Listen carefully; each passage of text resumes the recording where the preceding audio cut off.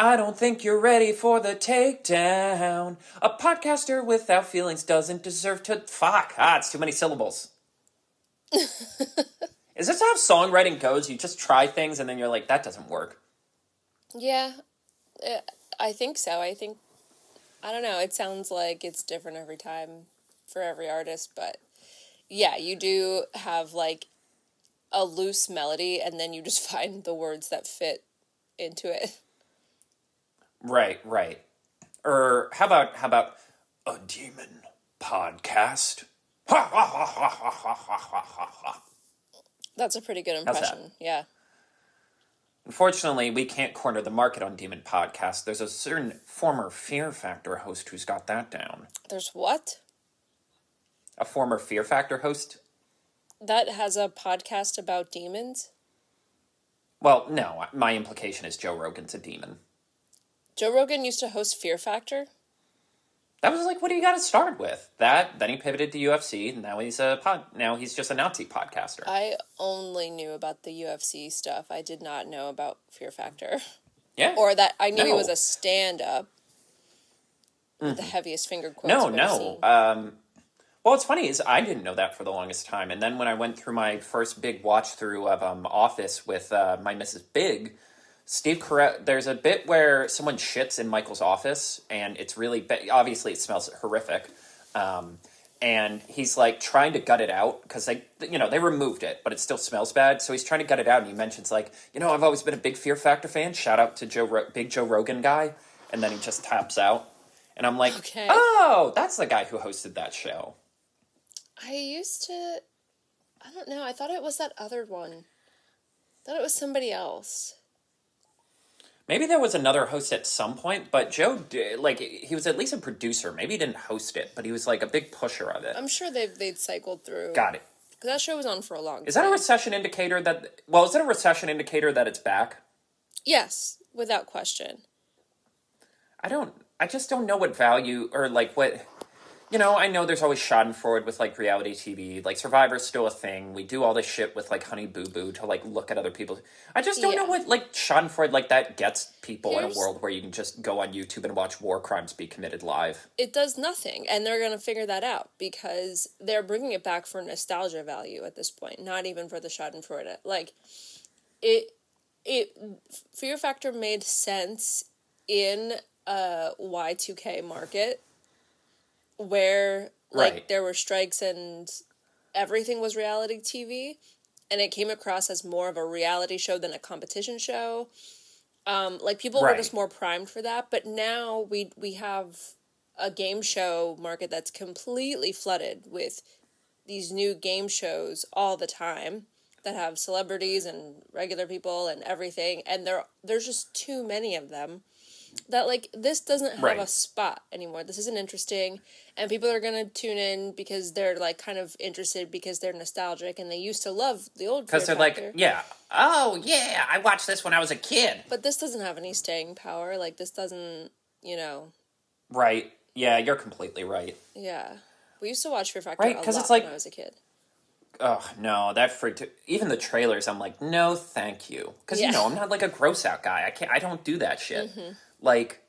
And it's what market does it have? Because I can go on YouTube and watch a guy eat bugs. I can go on YouTube and watch... Yeah. I'm even surprised Survivor survived this long, because I'm there's so many, wilderness exploration guys. That one guy who just retired... That are much more interesting. What is his name? Yeah, he used to do it with his kids, and then he's like, yeah, my kids don't really want to do it anymore. Outdoor Boys? So I'm yeah. He retired. He came back.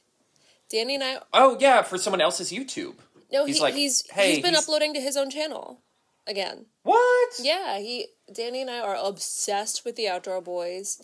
But yeah, like you said, there are so many more, what good is it watching a bunch of weird theater kids starve to death and play an obstacle course when there are, actual... guys who are doing this shit for real, where it's hey, man, if something bad happens out here, he's, in actual trouble. He doesn't have, he doesn't have a camera crew to bail him out. He does interesting things where he's I'm going to camp out in a blizzard with no tent for 24 hours. Right. When he finds that, abandoned... when he finds that old, like sort of wayfinder station in the middle of the mountain. And you're Yeah. like, oh, thank God. He's not completely Right, fucked. in the elements, yeah. As it's like getting dark. Right. Oh, I didn't know he's back. Yeah, I can't believe we're starting this episode with this inane chatter. Because this is what Patreon is for. We get to chill and hang out and party it up. And we are talking about a movie that's all about weird parasocial relationships with the lives and times of people you'll never meet in person. Welcome to the Disney Desk, everyone. Carter here. And I'm Sydney. And welcome back to the Patreon party! What's the... See, you're invoking something much more wholesome. I was going to do the moist, critical, woo, that's what I'm talking about, baby, that's what it's all about, woo, yeah. I feel like the Six You just Flags referenced that old guy. music is our hype music. Because that's one of, like, the cornerstones of our generation, as insane as that sounds. Yes, it was weird marketing. I can't believe they didn't do anything with that character, but... Right, they actually retired it. It is funny, the ones... Because, like, they're dragging that Mayhem guy. Like, they've run that thing into the fucking ground. Yeah. Whereas, like, Dancing Old Geezer for Six Flags, or that, like, Dear PlayStation guy. Yeah. Like, those like, were at their absolute peak, and they pulled the plug, and were probably better for it. Yeah. There were so many of those. Can you hear me now? Yeah. The Verizon guy. There were so many of those. The only one who was really stood the test of time is Flo, the progressive girl. Right. Because they've tried to evolve that. They've, like, given her more characters. Right. They've given her lore she's got for some reason. Posse. Yeah, they... She has a family. Right, yeah. They have... An actual blood done family. A good job of, like, expanding the Flo universe. The Flowiverse. The Flowiverse. Well, okay, that actually sounds fine. Well, that just sounds like something the Flash deals with. Right. Like, fuck, I'm trapped in the Flowiverse again. Right. Like, that's where fucking Anti-Flash is, causing, right. like, time travel shenanigans. God in heaven. But, yes, we decided... So... I feel like when we decided to wrap up, like, put a pin in the Patreon originally, it really was just a matter of kind of, like, being overworked. Sydney was kind of, like, juggling a lot of different, like, sort of career jumps and life jumps. I obviously was kind of really bogged down with the caregiving work. And for the amount of views and traffic we were getting for it, it just kind of was in a weird spot where it was, like, hard to justify putting that much work into the Patreon when we kind of would rather have spent that energy more on the main feed. Right. Yeah, I'm really proud of the work that we have done since the launch of this Patreon. We started out really strong and really ambitious, and I'm glad that all of that content is up now and you know, it's available to listen to. But we did hit a wall. Like, we really just hit, like, a little bit of burnout, to be honest. And obviously... I don't foresee us taking a long-term break from our main show. We obviously would never do that. But, like, yeah, for the return, for us feeling like we had, like, an audience of, like, one person listening who was our personal friend. Yes. Not that we don't love and appreciate him for supporting our show. Thank you. But... You made it legally, like, sort of permissible to call myself self-employed. Right, exactly. And, but, like, we just did not have the bandwidth or the energy or the time to actually get this Patreon to the point that we really want it. And it was just time to, like, step back, let everybody enjoy the work that we've done, and, right. And give ourselves time to breathe and actually think about what we want the show to be, what we want the space to be. And right. I think going into 2026, we have, like, a new sense of energy and I don't know about you, but I feel ready to re-explore this space and kind of experiment a little bit with, like, you know, different release dates and, like, different types of content on here, and to, like, kind of see what works. We do have a little community built here of free members who, if you're a free member, you can obviously like read our posts and things like that. And there's a good amount of you that are gathered here to do that. And just having your presence here means so much that you even want to bookmark this corner, this community, and save it for later. That means a lot to us. Oh, yeah. Oh, emphatically. Honestly, 90% of it, honestly, it wasn't even as much like how many people we were having here as it just really was. It felt kind of like superfluous, and it was starting to take away from the main feed. Like, I genuinely, it was too, you know what the funniest thing was? It really was, because every month, originally we were doing a poll every month to decide an episode, a Patreon's Choice episode.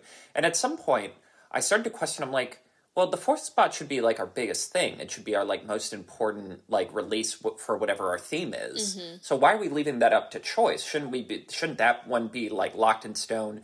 And then once you question one thing, you start to question where it's like, well, I like that we're tying it in with whatever the theme of the month is, but shouldn't we put that on the main feed? Like, it just started to create this spiral of questions where I'm like, I don't think we're using this space correctly. Right. That's really what it came down to. It's like, if we're not using it correctly and it's kind of burning us out, like, maybe we just need to step back and rethink it. And I think when we had our our yearly sort of company retreat in Cabo, yeah, I'm a fiend for mojitos, everyone. See, that ties into our 80s month. But God, there's no reason for us to do the film version of Miami Vice, but man, that thing is fascinating. It's kind of a mess. Shooting it was a disaster. Like Jamie Foxx almost had a psychological breakdown on set because someone got shot. Poor Colin Farrell.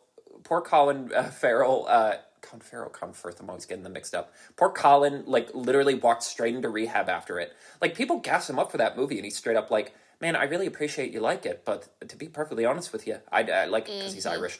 Like, I genuinely don't remember filming any of it. Oh like, God. That's how bad it had gotten for him. We're never going to cover that anyway. Oh. Okay.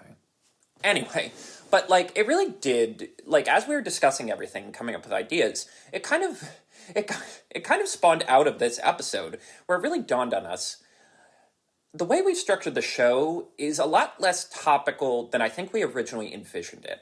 Like, I think we've had a lot more fun, especially the last, like, year and a half, kind of, one, going deep into theme months, really, like, picking a theme, trying to find connective through lines between various different works, and sort of having a thesis statement by the end of the month.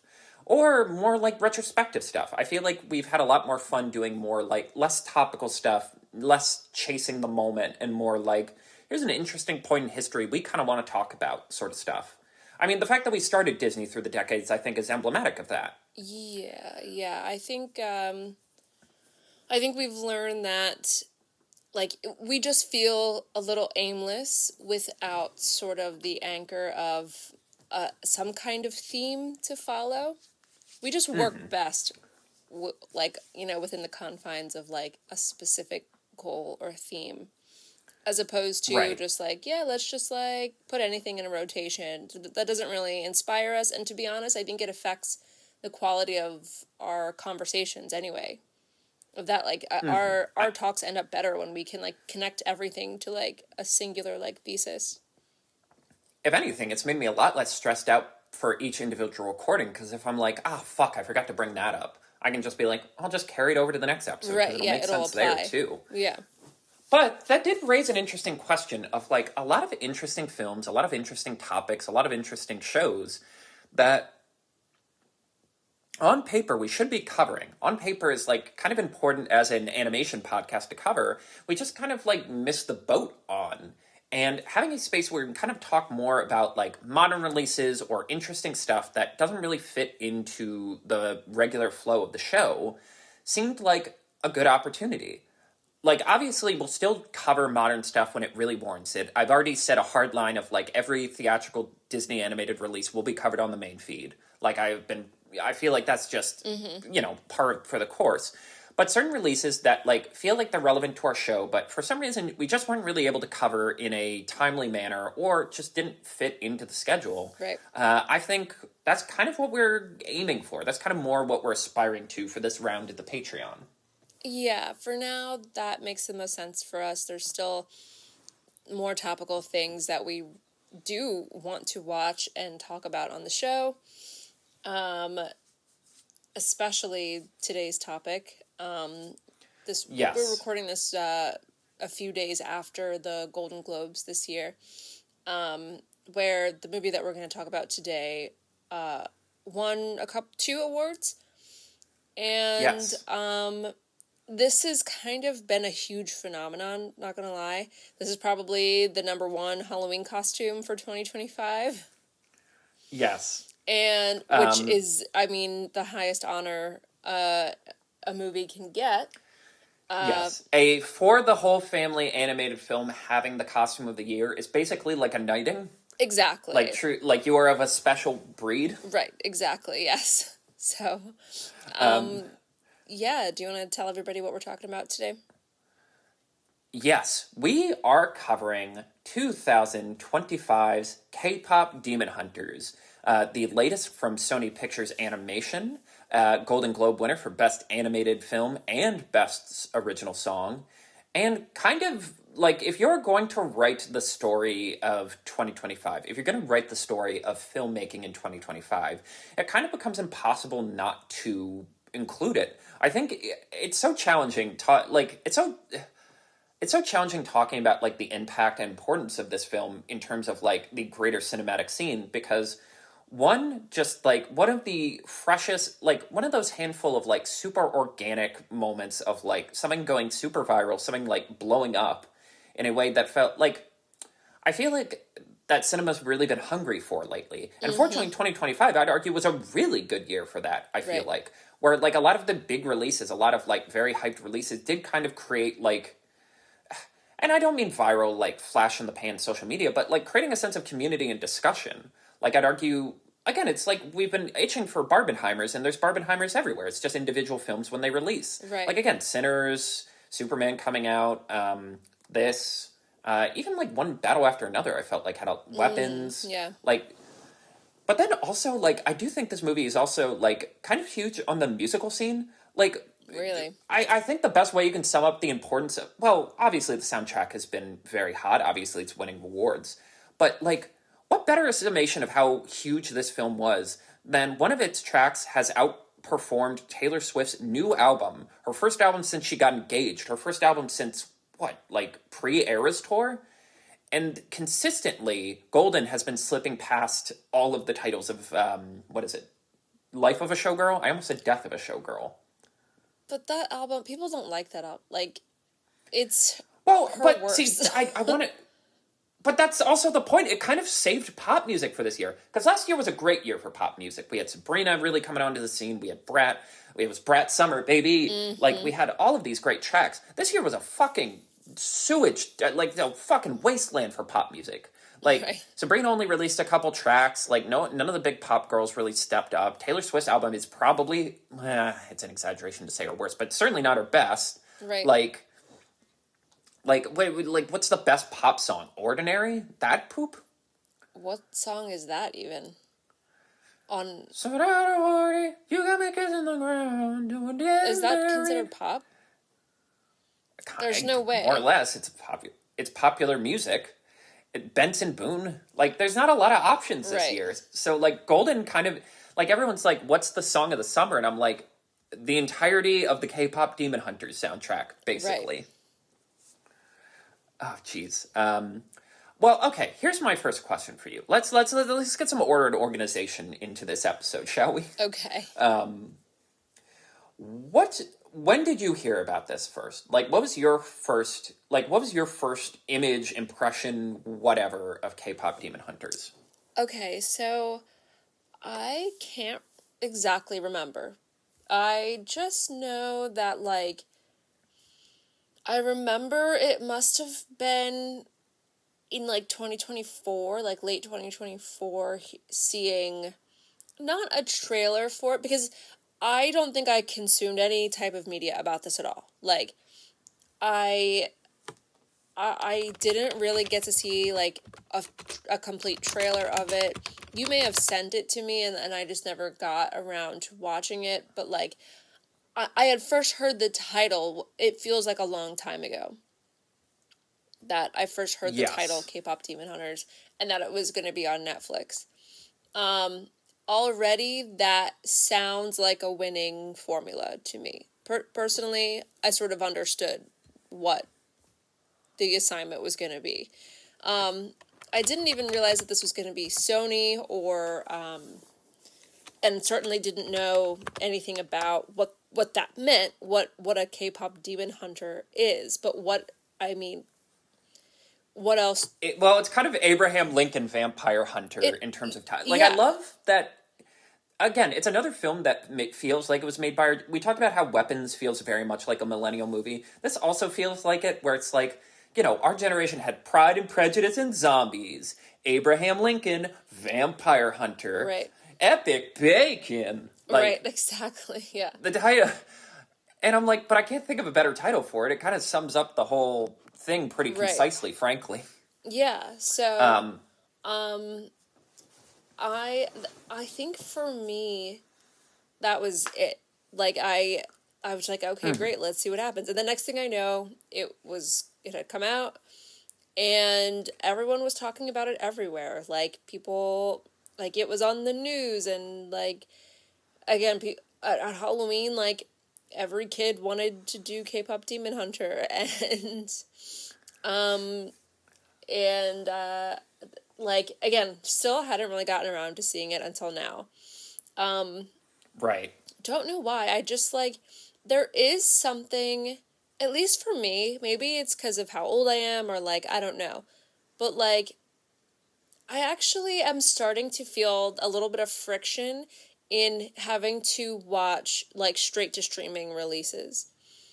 Like things feel much more straightforward. Like things really do feel more straightforward when they're in theaters.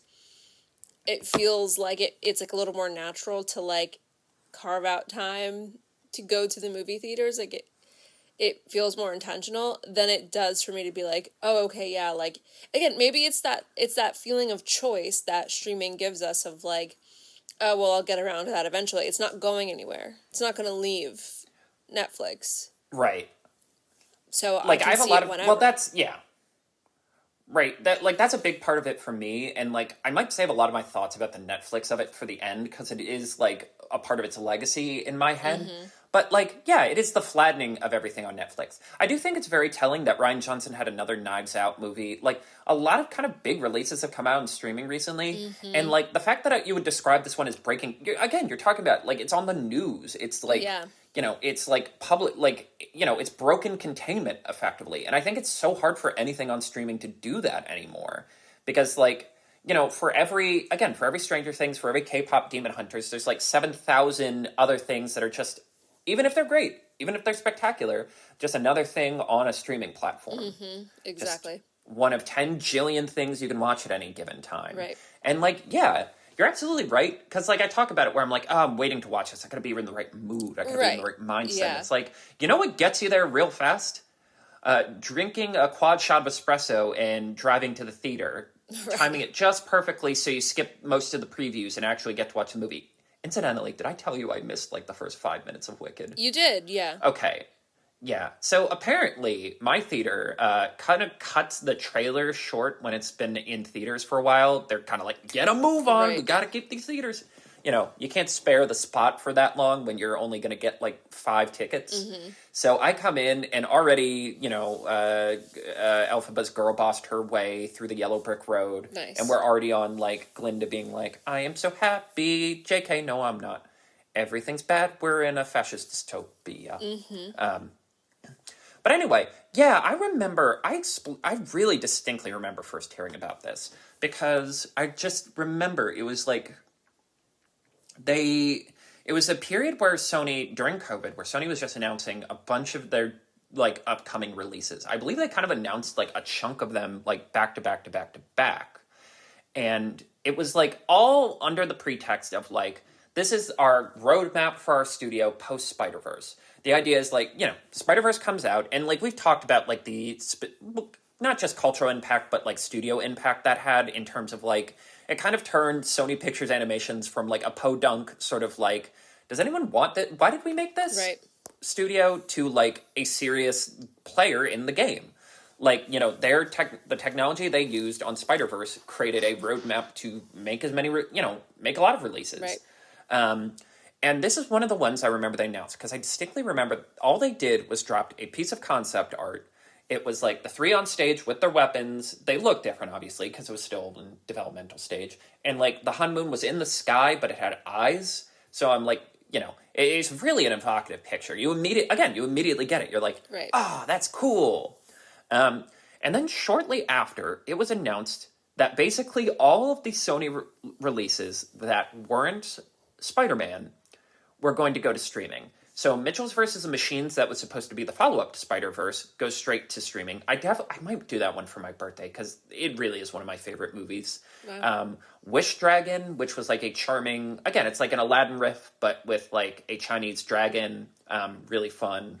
And Vivo, also, which was a Lin-Manuel Miranda written and composed. Like, no one really remembers it. It was fine.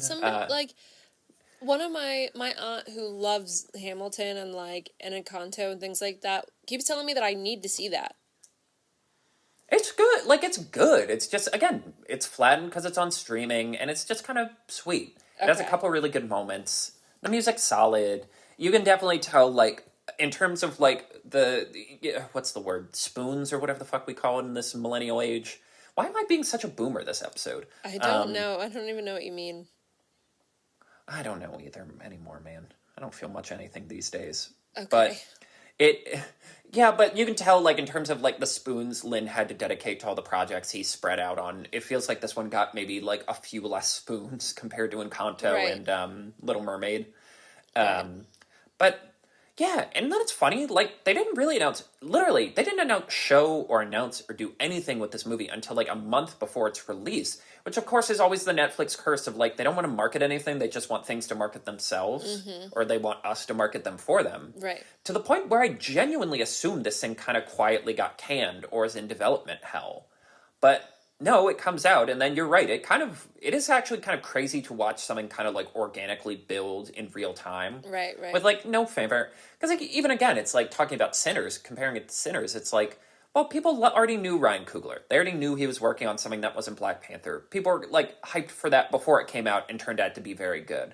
Like, to see something where it's like, there's no pre-existing understanding of this. No one knows what a K-pop demon hunter is. No one like obviously a lot of the people who the people in the studio all have their chops and all are like, relatively well known in the animation world. But again, they're not, no one's like, oh, I have to go see the next Mandy Kang film. Like, that's not really there yet. Right. And then it just explodes. And like to the point where I'm like, you look at the wave of like merchandise this thing is getting. You look at the wave. You can kind of tell Sony certainly didn't think this was going to happen, and certainly Netflix didn't think this was going to happen. Right. Because kind of the way they've rushed everything out really does feel like oh fuck. Like it's the Star Wars thing of like, there was one person who knew Star Wars could be a merchandising goldmine, and it was George Lucas. And fortunately, he got the exclusive merchandising rights to Star Wars, and that's where all of his billions came from. But... yeah, it's... you know what the funniest one is? It's the Fortnite thing, where it's like suddenly for Halloween there are Fortnite skins, and people are like, man, this feels kind of rushed. They don't have as many items or like emotes as like some of the other premium skins. Like they didn't even add the tracks to like the in-house Rock Band mode. And a lot of people kind of do theorize it's like, oh, this was like a last minute decision. Right. Of like, because for Halloween they always do the zombie stuff, so it's like, how do we theme it this year? Is anyone feeling anything? And then, sir, turn on Netflix. Oh my god. They already fight nameless, faceless blob monsters? Right, yeah. Call it in. That's the whole map.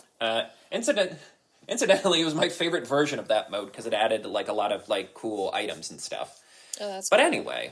Well, see... where do you want to start with this? I want to ask you, actually, about, like... I want to know what your frame of reference is for K-pop in general, because a lot of what I want to talk about with this is actually sort of a larger discussion about Korean pop music, and it's the culture around it, and a lot of the theming of the story, maybe inadvertently potentially very much on purpose, mirrors a lot of the, like, open criticisms of the nature of K-pop. So I want to know, like, what do you know about K-pop? Do you like K-pop?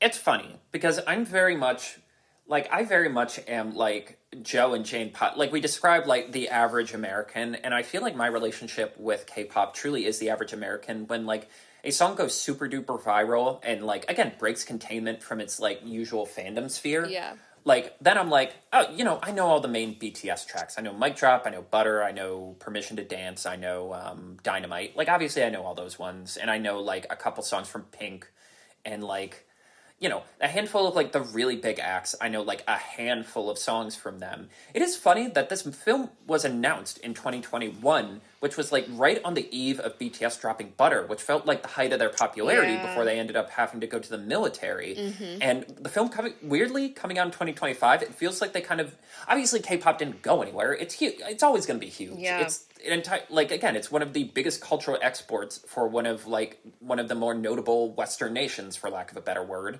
or at least in terms of like the Western NATO sphere. But anyway, like yeah, it's always going to be big, but it does feel like that moment where like like we're pretty far removed from that moment where like Colbert isn't doing a Ed Sullivan impersonation to introduce BTS, literally parodying the Beatles. Like, right. Again, that felt like a break containment moment where it's like Stephen Colbert, one of like the sort of like linchpin figures for like the 40 to 50-year-old range, that age range, being like, yes, I'm crowning these guys the next Beatles. Right. Like that felt like a moment.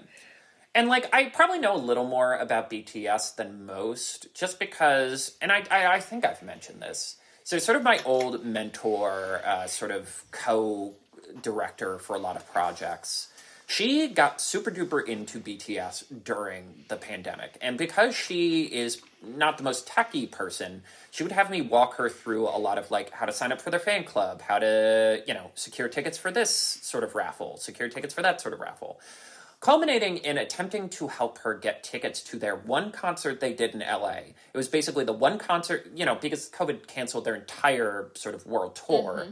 It was the one concert they were going to do in North America. It was at SoFi Stadium, the Rams Stadium in LA. Like, it was just, I believe the vaccine had already come out, so there was an understanding of like, well, you got to show your card, and like, you got to have a negative test before you're allowed in.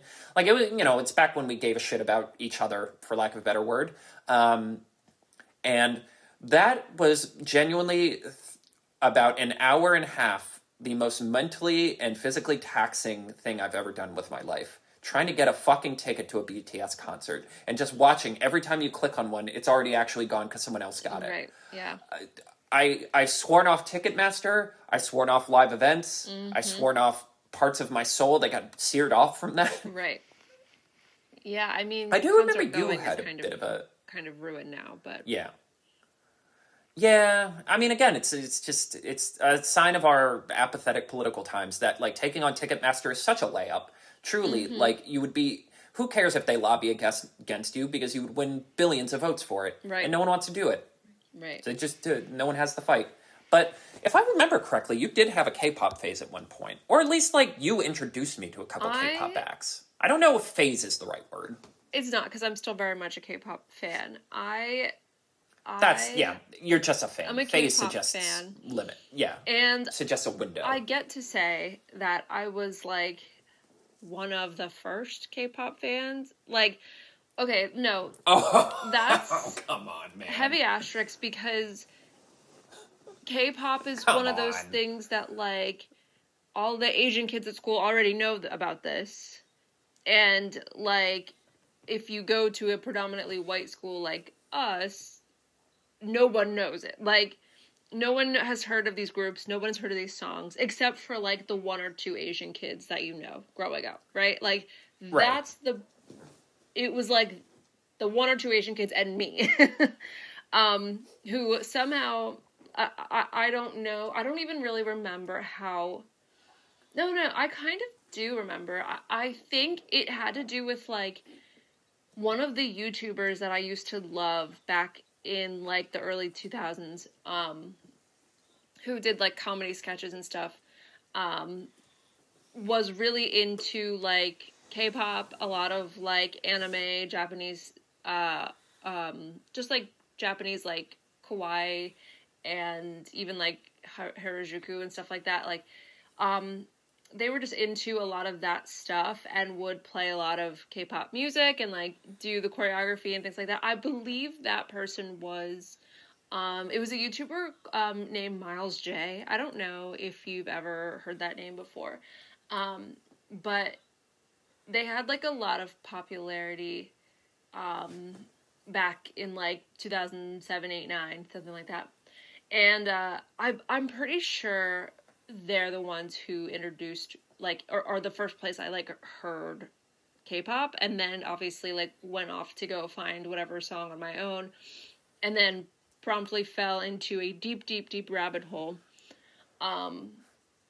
of this like world of music and dance and culture and everything that comes with it. So yeah, I have been a fan of K-pop since I was in middle school, and everybody thought I was fucking weird. Like, you are weird, but you're my friend and I love you. Thanks. But everyone thought that this was bizarre. It was weird. I'm never gonna let everybody live this down. Like I have to tell this part of the story because everyone acts like this. Oh, you're one of those nerds. Yes, because everyone was really racist about this, and now they think it's amazing and cool. Okay, well that's a reasonable explanation. And everyone used to be really, really racist about this stuff. Like, I used to get a lot of I mean, obviously this is not racism directed at me or my race, but like, I cannot tell you how many of my friends would like openly use slurs to describe the music I was listening to. Like, me enjoying what the fuck? No, I'm not kidding you. Like, okay, can you, like, I'll censor it out for very obvious reasons, but can you give me an example? Yeah, I'll say, like, I remember one time being at a sleepover and being like, oh my god, I have to show you guys this music video. And it was for one of my favorite groups, SHINee, and it was a boy band. Love them. Mm-hmm. And this is not the first time that I had shown them something like this, but before they were like, okay, whatever. But then I remember one of my friends said, like, are you fucking for real? Yeah, I'm dead serious with you. Like, they just said that to you. Just said that to me, yeah. And God, it was that's like funny. Nuts. Like, because like, you know, we're a generation who had to do a lot of reckoning about like ableist slurs and queer slurs, but like that's insane. Yeah, like that's what all of this was. Like, people thought the language was weird, like, because the songs would be like some English words, and K-pop is a lot more English now than it used to be. It used to be like mostly Korean, and then you'd get like English words kind of sprinkled in, but they would like make fun of the language and like just a general interest in like just the fact that I was listening to something that was a group of Asian people. Like, that's bananas. Thought that I was super weird. Unless they that's were also deranged. Because again, we were also like the first I feel like we were one of the first generations to really get anime pushed on it. Well, that's not the right word, but it's like the first where we could have like anime readily available because of like Blockbuster and also Adult Swim, and like there would be like the pocket of white kids who were super into it, and like I don't think we ever took it that far. I really think we were just like, that looks weird. Why does that look different? Like, full on just like, and you know, which is when you grow up on Disney, it's like, yeah, Dragon Ball Z looks weird. Right. This is what an animation is supposed to look like. Right, yeah. Or move, or sound, or anything like. But it was like, it was right up my alley. It was like fashion, and I mean, I grew up dancing. Like, a huge part of K-pop is this choreography. And the music was good. And it was just, it was exactly up my alley. Like, it was exactly what I was interested in. And I loved it, and there's like 1,000 billion groups to dive into. My when I was that young, some of my favorite groups, for those of you listening who may know, SHINee was like one of my favorite groups. They were a boy band. There was Girls' Generation. There was the Wonder Girls. Sistar was another one. They also have some like interesting names. These are all groups. See, that's the difference between you and me. None of that. Like, I don't know any of that. If it's not BTS and occasionally Pink, I'm like, this could literally be one of any groups. You mean like you could just lump them all together? Oh, okay. Well, so or Blackpink, speaking of Blackpink, like, case in point, I just referred to them as Pink like 3 times. Well, speaking of Blackpink, like I think around, I guess when I graduated high school, I kind of like lost touch with it for a while. I don't even remember why. I think I just kind of like moved, like I don't know why. Something else had my interest. And then I found it again like a couple years later, and I think that's when I started showing you these like music videos. And I showed you actually the music video of a group that is featured in this movie. Yes. Twice. Yes. Which is one of my because favorite I remember groups. you showed me a song called TT. Yeah. And I remember had it. Da-da TT Yes. TT. Is that not? And I was like. Do you see why this stuff is? And I'm like, well, it's catchy. Ear candy. Yes. Yeah. I get why.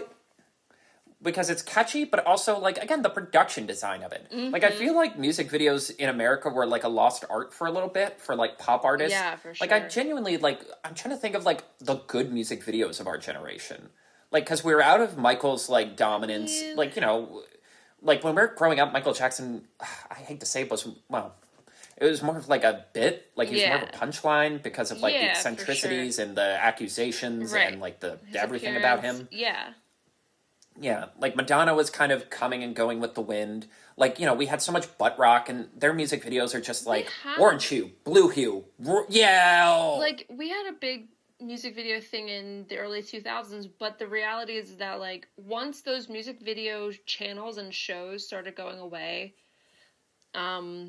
like 106 in Park and, like, what's the other one that was on like VH1? The shows where it would be like a host and they'd be like, coming up, the new Britney Spears. And then they would show the music video, but it was like a live studio audience. Like, they don't, you know, there's no, like, we just lost the art of like showing us music videos. I remember like the only time I would see music videos in like high school was it would be like early in the morning on MTV. They would show like the top 10 hot music videos, and it would be like Paramore and like Pink or whatever. And it was before school. It was like 6 a.m. It would be on TV, and I would be on the TV like every morning while I was eating my breakfast, and then like that's how I saw most of my music videos at that time. But like, you know, it was different. Right. And even watching like the one for TT, it's like such a culture shock, for lack of a more elegant phrasing, because it is like. Again, it is like anime, where you have to adapt your brain to like, oh, this is just different than what I'm used to. Like, it's like what we've talked about with animation. You have to learn the rules. Like, you have to see it a couple times to understand, like, okay, this is how the camera's gonna move. This is how we, like, flow. This is how the reality of the space works. Right. And, like, even just something as simple as, like, yeah, there are this many members of the group. Like, yes, the groups can get kind of big. The group, yeah. Yeah. Well, what's so interesting... And everyone has their favorite. Everyone has their favorite. What's interesting about K-pop, and I feel like I've talked to you about the history of K-pop a little bit, but not to get, like, fully into it. It kind of applies to this movie. Right. But, like, Korea's relationship with media doesn't really begin until, like, the 80s. Which is kind of like sort of when people had more access to media more openly after, like, in post-war times, right? So it's like they didn't necessarily have the same relationship with, like, radio that we have. And then they did, but they really missed out on, like, early cinema and television. So that by the time that they got TVs, they were color, and it was like in the 80s. So that means that, like, when there was leisure time, that also in post-war time, art always coincides with leisure time. When people have the money or the means and the time to not have to labor all the time, they start bands. And they start writing music. Fuck yeah. And that's, you see that across every culture all the time, that art goes up when people have free time and the freedom to, like, live, you know? And so when these artists start coming up, there's color TV, and a big part of the music and the main way that people are consuming that music is on television. So there's always been this element of fashion, of, like, there's always been this audio-visual, like, relationship with music that South Korea has always had from the beginning. Of that, it's not just about the song; it's the entire package. It's an entire entertainment package. It's always been that way. Right, and I mean, I would argue that's not that much different than, like, in, I guess, America, for lack of a better word, because again, it's like Elvis was a put on. That was an entire persona that was created. Like the Beatles, that was like their manager Brian Epstein. I cannot stress enough, no relation. Like his whole thing was like, you know, they were like dudes in leather jackets smoking with like mullets, and he's like, no, you can't look like this going on stage here. Let's clean you up. Let's get you suits. Go. And that literally created the entire persona of the Beatles. It just feels supercharged in this specific format. Right. But yeah, that is why, like, the whole racism element of it, especially in the States, is why I insist on being one of those nerds of like, like, you all were against this initially. Everyone's acting like they love BTS and they love Blackpink and they love all this stuff now, but it was like a few short years ago that everybody was acting really freaking weird about this and being hateful. I'm not gonna let anybody forget. God, it's the Gamergate meme of like girls in 2001, ew, video games, through 2008. Haha, the cake is a lie. Hey, video games are for us too. It's like that, but with more reasonable angst because racism was involved. Right. Jesus. All right. So where do we actually start with the cinema picture? All right. This is a pretext. Well, what's wild is I do feel like a lot of this movie is dependent on that pretext. It's dependent on the audience's kind of pre-existing understanding of what K-pop is and what, like, new girl groups are to sort of, like, kind of hit the ground running and, like, roll with how this world works. Well, you know what I want to talk about first? Have I ever mentioned to you, like, the, have I ever mentioned to you, like, the whole, like what makes something like an Asian movie or like a black movie or like a Hispanic movie, like the tropes that Tyler Perry uses, but then there's like a version of that for like every race. Have we talked about this? No. I've never talked about like how every Tyler Perry movie is like, my man takes me for granted, but I just met a new light-skinned man who is the mail carrier, and I'm gonna run away with him. Are they always light-skinned? Yes.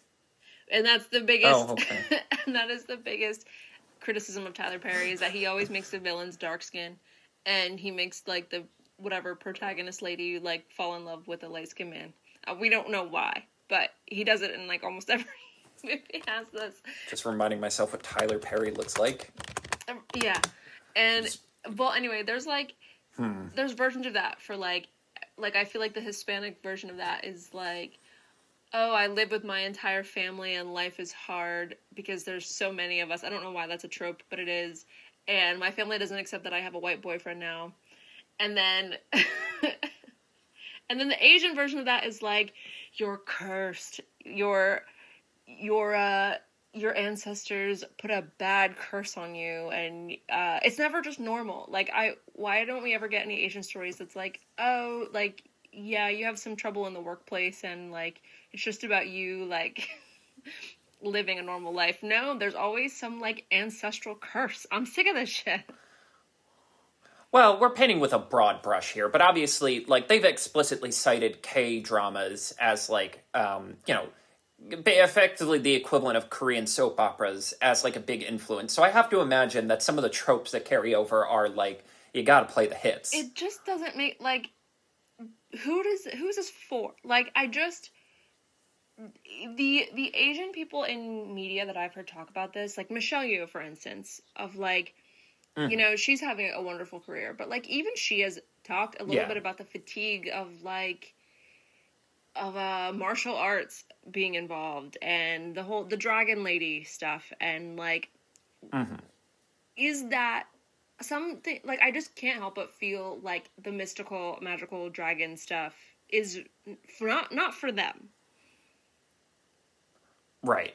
Well, you're not wrong. It's for a presumed, again, like, it was kind of for a presumed Western audience because that was, like, the biggest market for film for 99% of cinema's existence.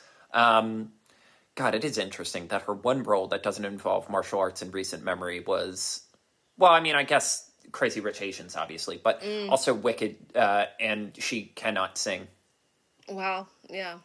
But that's okay. I mean, like I like her in Wicked.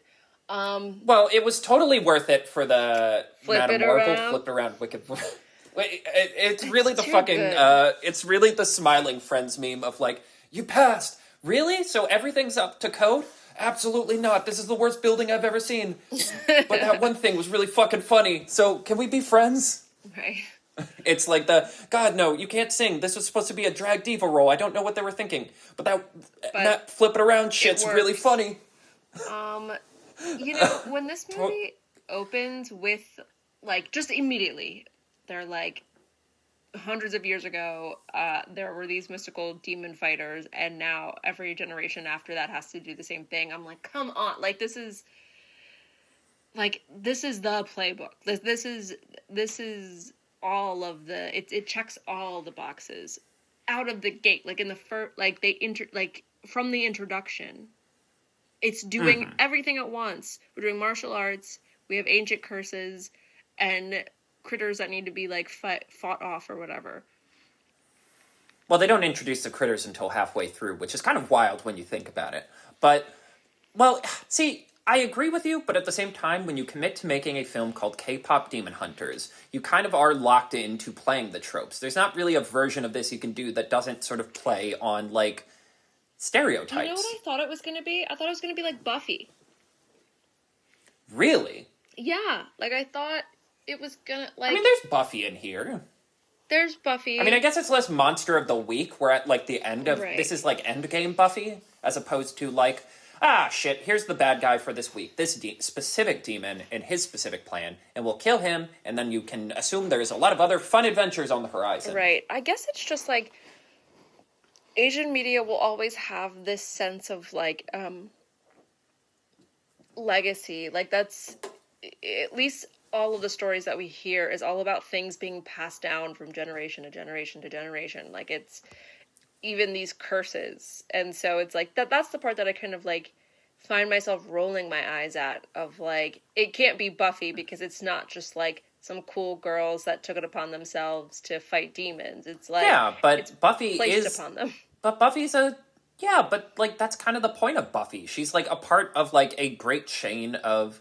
Like, see, I guess, like, I see what you're saying, but I would argue that it's also playing on tropes that exist in Western media, too. Again, the idea of, like, the sword and the stone, this idea of, like, a lineage being passed down. Buffy is a long line of chosen ones, and they're not all directly related, but the idea is this, like, bounces from everyone. You know, Avatar, obviously, is playing on, like, anime and, like, Asian stereotype, but at the same time, it is it is another story of like a passed down lineage. The Avatar, the one person in this entire universe who gets the power to bend all the elements, like, it's passed down. Like, I feel like, again, I feel like perhaps it is more prominent in Eastern media. Perhaps it's more prominent and especially because you're a little more sensitive to that as someone who's like engaged with this media for a longer time than me. But like, I don't think it's exclusive as you think it is. It feels that way because there's less, like, Western media doesn't allow more diversity from that field. Right. Like, again, it's what Michelle Yeoh was talking... I agree, and I don't disagree with your point, but I do, like, I raise questions about it, I guess. Because, I'm trying to think of how to word this, but... Yeah, I think ultimately what you're arguing for is more of a democratization of art, where it's like, stories that aren't like this need to have more opportunities to get told. Right. And obviously we're painting Asia with a broad stroke here. There's a lot of different Yeah. regions. We're falling into the problem of like the Southeast Asian Trust, and it's like, well, that's just like one corner. But like, I do think, yeah, because it's like when Western audiences get 100 Western stories a year, it's like, well, naturally, there's going to be a lot of difference. There's going to be similar tropes, but like, you know, wider ranges of genre and topic and conflict. Whereas, like, if we're only getting 5 Eastern stories, for lack of a better word, it's like, well, the odds are they're going to, like, the homework is going to feel similar. Right. Yeah. Which is funny that you bring up the beginning, because, like, much like Spider-Verse, and it's what we talked about, the biggest challenge an animated movie has to do, especially one that doesn't follow, like, the traditional, like, especially one that has like a sort of different visual language than other movies, is you got to get the audience, you know, you have to teach the audience everything they need to know within like the first 10 minutes. Like, if we get to that title card and there's stuff the audience isn't 100% on, you might be in trouble. And it's like, explain that this is, you know, basically explain the story, getting us to the understanding that we're at like effectively the end game for this story. Like, you know, they're on the end of their world tour, they're going to try and seal this Sun Moon thing now. Like, you know, add that tension of, like, we're so close to the end of this story, but now all the problems are coming up. And, like, the visual language of it. Because, again, I think what excited me most when Spider-Verse came out was not inherently more Spider-Man animated movies. Even though they're fun. Even though I love Spider-Verse, I loved Beyond the Spider-Verse, or whatever they... Or Across the Spider-Verse, Beyond's the final one. And my more excitement was just, like, the tools they created for this are theoretically infinite. Like, you have created a new visual language that this entire studio and everyone who works at it is going to get to use for whatever crazy passion projects they want. Especially because if Spider-Man's footing the bill, you got a lot of wiggle room. Right. You got a lot of room to, like, experiment. You got a lot of room, you know, when Spider-Man's writing the checks, you're swinging, baby. Okay. I turned into... Wow. I'm positive Stan Lee said that at one point. I'm sure you did. But, like... But you know what I'm saying, right? Like, yeah. Well, like, immediately you see you know, and again, Mitchell's versus Machines was similar, where it's like, it uses a lot of the tools and techniques Spider-Verse does, but uses them in a different way, more of like an arts and craftsy, almost like clay-looking, like, models and puppets kind of way. Like, they play in the space in a fun, unique way, and this movie's the exact same way, and you're selling us on that as an audience right away. Like, that shot where we get to see the original hunters, and the camera's, like, zooming around, flying around all of them, like, you're doing, like... It's so funny, you realize how similar, like, the camera movements and, like, the playfulness with the camera is in anime, and how so much of that is also in K-pop, connecting those things to create this crazy visual language, where we're just flying around the space, like, the action just feels so frenetic and energetic. But then also, like, the facial expressions, all of, like, the movement, like... Spider-Verse tends to follow a pretty strict, like, you know, people squash and stretch, and there's, like, a little movement, but for the most part, faces stay how you would assume a face would stay. Like, they don't break any of the rules Disney wouldn't break. Right, exactly. Whereas this, it's like people's entire physiology changes. People's eyes turn into, like, cartoon cryy eyes. Yeah, like, it does a lot of anime tropes. Well, it's funny that you mentioned Disney, because the only other thing I can think of that does something similar is Turning Red. Which pulls a lot of, like, anime humor, if you will, in, like, like, having faces and people, like, change form as the punchline of a joke. Right. And it's hard to describe that, but, yeah, it adds to this a lot. But, yeah, you're right, like, it wouldn't, as comic booky as Spider-Man is, it would never make full sense to do that. Right. Like, yeah, for the most part, they keep it like a traditional Spider-Man comic. Yeah. Where it's like, the physiology of a person doesn't completely change for comedic effect ever. Right, exactly. Other than, like, Spider-Pig. Or, like, you know, when it's explicit, like, oh, they're a different creature. Right. Whereas this, that is the text of this. And literally, you get this first sequence where we're just being told about how cool these guys are. And we're seeing all the fans. And we're seeing how manic they are. And just, like, the scope and size of this scene on top of everything else. And then, you know what it is? It really is, like, that stupid scene where they're carbo loading. Which I love, and we'll talk about, like, some of the sort of, like, commentary on K-pop in this. Mm-hmm. But I do love someone made the joke of, like, this is how you can tell this is a work of fiction. Because traditionally, K-pop artists aren't allowed to eat. Right. But, like, everyone memed that bit where she sniffs the sushi roll and then like shoves it down her throat in a like very, very graphic way. But it's like, that scene is so important to getting us to understand what kind of movie this is going to be. Not just in terms of the tone, like we're going to bounce between this like kind of like mythological storytelling to like wackadoo cartoon shit. Yeah. But also like, yeah, even our protagonists can look silly. Even they can have like dumb bits where they especially like Zoe at one. Yes, especially them. At one point, Zoe turns into like a little baby version of herself as she's eating like Cheetos. I know they're not Cheetos, but they look like Cheetos, so I'm just calling them Cheetos. Like all of that. And then to bounce into, oh, the music is going to dictate the action. Like, literally, just, we kind of cover everything you're going to see in the movie within, like, what, I wish I timed it, but, like, from Sony Pictures, Netflix, Sony Pictures Presents, to the end of how it's done, you kind of do get everything you need to see in terms of understanding the tone, rhythm, and kind of, like, major, not thematic elements. We don't really get that till Golden, but, like, you kind of understand everything you need to know to decide if you're going to buy in or not. Like, does this look cool to you? Does this seem exciting to you? Does this seem narratively, thematically, aesthetically interesting to you in any way, shape, or form? Right. Did you laugh? If so, then sit down. Yeah, did you laugh? The easiest question, honestly, one of the biggest questions of all this. If nothing else, did you laugh? Is this funny to you? If any of those are yes, then you're probably going to sit down, watch this, and have a damn good time. Right. And, yeah, I think that is one of my biggest challenges. My favorite song is How It's Done, because I think one of my favorite little sequences of animation I've seen in God knows how long is Rumi steps out, does her little, like, belt, do-do-do-do, cut to the audience, How It's Done, done, done, and they're jumping around, all of them on different frames for some reason, and it's, like, zooming out, and you just kind of get the scope of this movie, how big it is, how, like, sort of visually unique it looks. Like, the weird sort of bluish hues with, like, the little, like, neon blue lights. I'm like, I haven't seen anything that looks like this. Right. And it feels big, and it feels huge, and they're on stage dancing at a different frame rate than every other piece of action that we've seen so far. Right. And I'm just like, it's the Gwen Stacy thing again, where it's like, all right, good short film, everyone. Great movie. It seemed kind of expensive. I don't know what the economy of this is, but you know what? I liked it. It certainly made something great. Yeah, you made something worthwhile. And sometimes it's more important than, what do you mean there's another 80 minutes of this? Right, yeah. For what? What do you mean? I feel like we kind of wrapped it up here, guys. Okay. I picked up my suitcase. Right.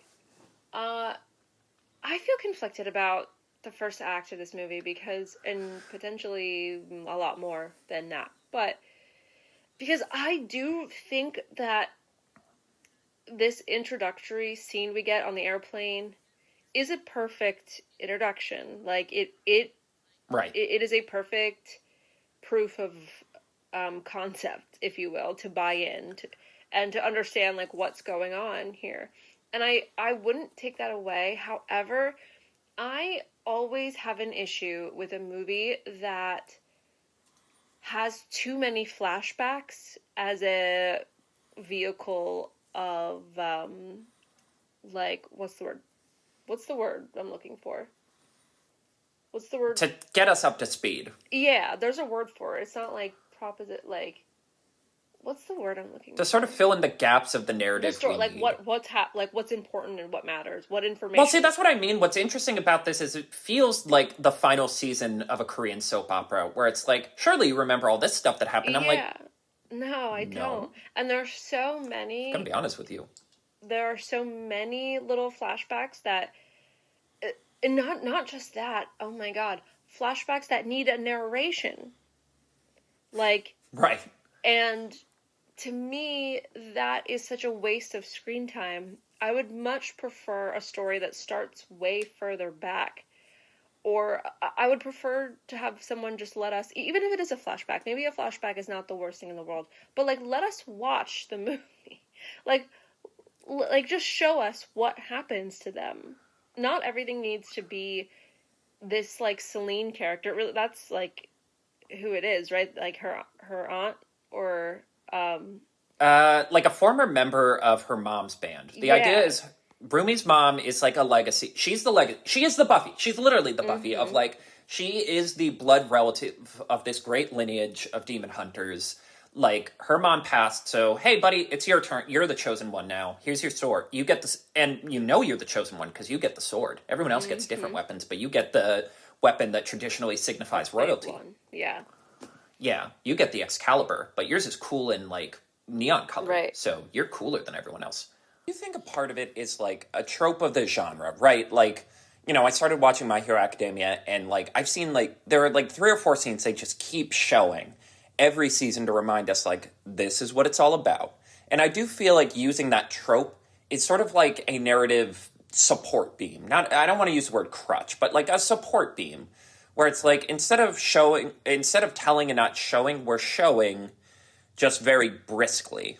Well, audience, here's what I will say real quick, because like, oh God, we're already an hour in.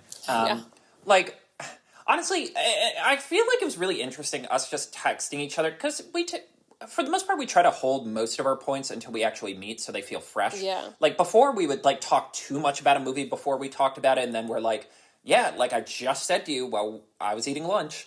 Right. But, like, I did kind of get a feeling that both of us were probably going to be a little more negative about this film than we might have imagined going in, or, like, general audiences are, how the general vibe around this in terms of, like, the animation scene is. And here's what else. This film reminds me a lot of a sort of quote from a critic named Ben Croshaw. Otherwise, he's famous because he goes by the name Yahtzee. He was, like, a famous early YouTube critic for video games. And when he reviewed one of, like, my favorite game of all time, BioShock, he said, honestly, at the end of the day, I really like this game, and despite whatever I say about it, it's probably going to be my game of the year. But no one likes when I'm just purely positive about something, so I'm going to get the nice things out of the way quick, and then really get into it. And that's kind of how I feel about this movie, because at the end of the day, I think this movie's damn good. I think it's one of the better animated movies of the year. It's one of the better animated movies in recent memory. Its visual style is wholly unique, and I think it is another, like, much like Spider-Verse, it feels like another quantum leap for what this technology is capable of. The songs are great. I really like the characters. I really like the world building. I love the aesthetic. I love the color choices. There's so much shit I love that we will talk about a little bit. But I do think these sort of little quibbles and quirks that I do think hold it back from being truly, like, A+, unabashed, animated masterpiece. It holds it feel back like from they just being stick out more to us. Spider-Man. Yeah.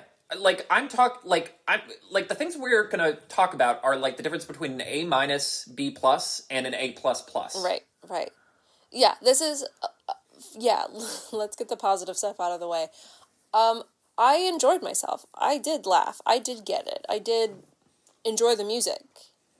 And I did understand why this has seen the kind of popularity that it's seen. Like, I fully got it as to why this blew up, as to why kids love this. And it makes perfect sense to me. But you're right, like, this is not, like, all of my issues with it are just the difference between, like, an A- and an A++. Right. It really is, like, the difference of, like, again, and a part of that, it's just, like, you can go to 100 fucking places to get, like, endless emphatic praise for this movie. Hell, we're probably going to continue to praise it as we talk about it, but it's like, yeah, if we're not going to bring something new to the table here, then what are we doing? Right. We might as well just ask each other how our day was. How was your day, Nicole? It was fine. How was yours? Annoying. I had to drop something off at a mailing place, and they're like, oh, we're closing early, so FedEx was already here, and I'm like, God fucking damn it, I gotta add 10 minutes to my commute to go to the other place. What time were you And the there? FedEx truck was literally outside 3.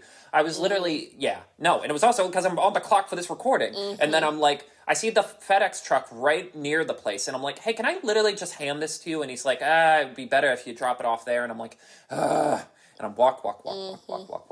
And that's an extra, like, 15 steps. I gotta drive all the way to work on the weekend. On a Saturday. Saturday.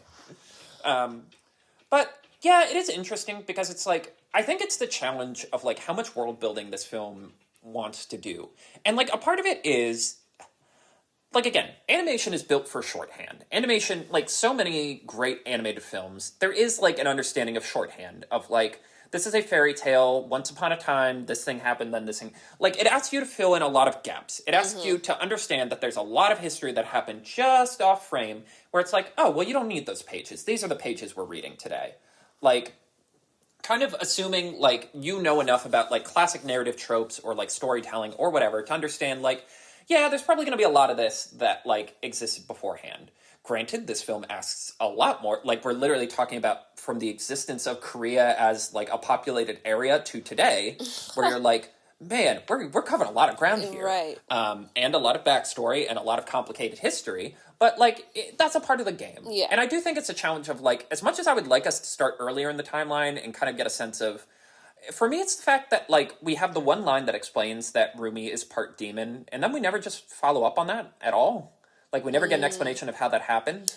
Oh my gosh, you're right. Yeah, we like I just kept waiting. Oh. Because I knew that part before I watched the movie. And then I kept watching, assuming they'd be like, oh, this demon met my mom and they fell in love. Or, like, was she, like, was it a choice? Yeah. Like, was it, like, a scheme? like is this cool? Or yeah, should we be cool with this? Right, exactly. That's the... And I'm like, surely we're going to loop back around to this at some point. We're having a lot of conversations Because, like, between if these she's, two. like, the product of this, like, mixed relationship, if you will, I guess. Again, we're, like, your brain has to do gymnastics for this one. Yeah, we're walking a lot of thin ice here, potentially. Then, like... Potentially. You know, then Right. what really is the issue with her potentially dating this guy who is a demon? Right. Because, like, is this, like, a cool thing where it was, like, Marceline's dad and Marceline's mom, and they were, like, cool with each other, so it's like, well, that's fine. Her dad sucks, but, like, her Yeah. existence from that isn't the problematic part. Right. Like, what are we working with here? Was this, like, Yeah. a scheme by the Demon King? Is this the fucking bit from Avengers 200 where Captain Marvel gives birth to her husband who's like, I fell in love with you from beyond the stars, and, like... sent you to a dream world so you could give birth to me, and it's like, what the fuck are we even talking about here? Comics Yeah, that are happened. weird. I've never heard of that. Comics are weird. Oh, yeah. No, it was a big thing. And then, like, God. 50 issues later, someone finally is like, you know what? We gotta address this. And Captain Marvel's like, fuck you, guy. This was obviously, I was address clearly being brainwashed, and you said nothing. Right. What the fuck? Right. So she goes to hang out with the X-Men, and that's when she loses her powers because of Rogue, etc., etc. Mm-hmm. But, like, yeah, the point is, like, we are... Because, like, the thing they always say in, like, writing is, like, is this the most interesting part of your character story? And if it isn't, why aren't we just there? Yeah. And, like, on one hand, it kind of feels like this is the story that the story needs. Of, like, yeah, we're at the end game here, where, like, everyone's playing their best card, you know. Rumi and company are going to release their big song about them that will, like, tell the whole story, and they'll seal the honeymoon. Meanwhile, Demon King's pulling out a last Hail Mary pass, like... What if we fight fire with fire? Right. And, like, that makes sense. That makes sense. But then you're also like, okay, but there's so much shit. There's so much stuff that happened just before this. What do you mean? And I'm like, I don't know if there's a good answer for that. Because it's like, you kind of...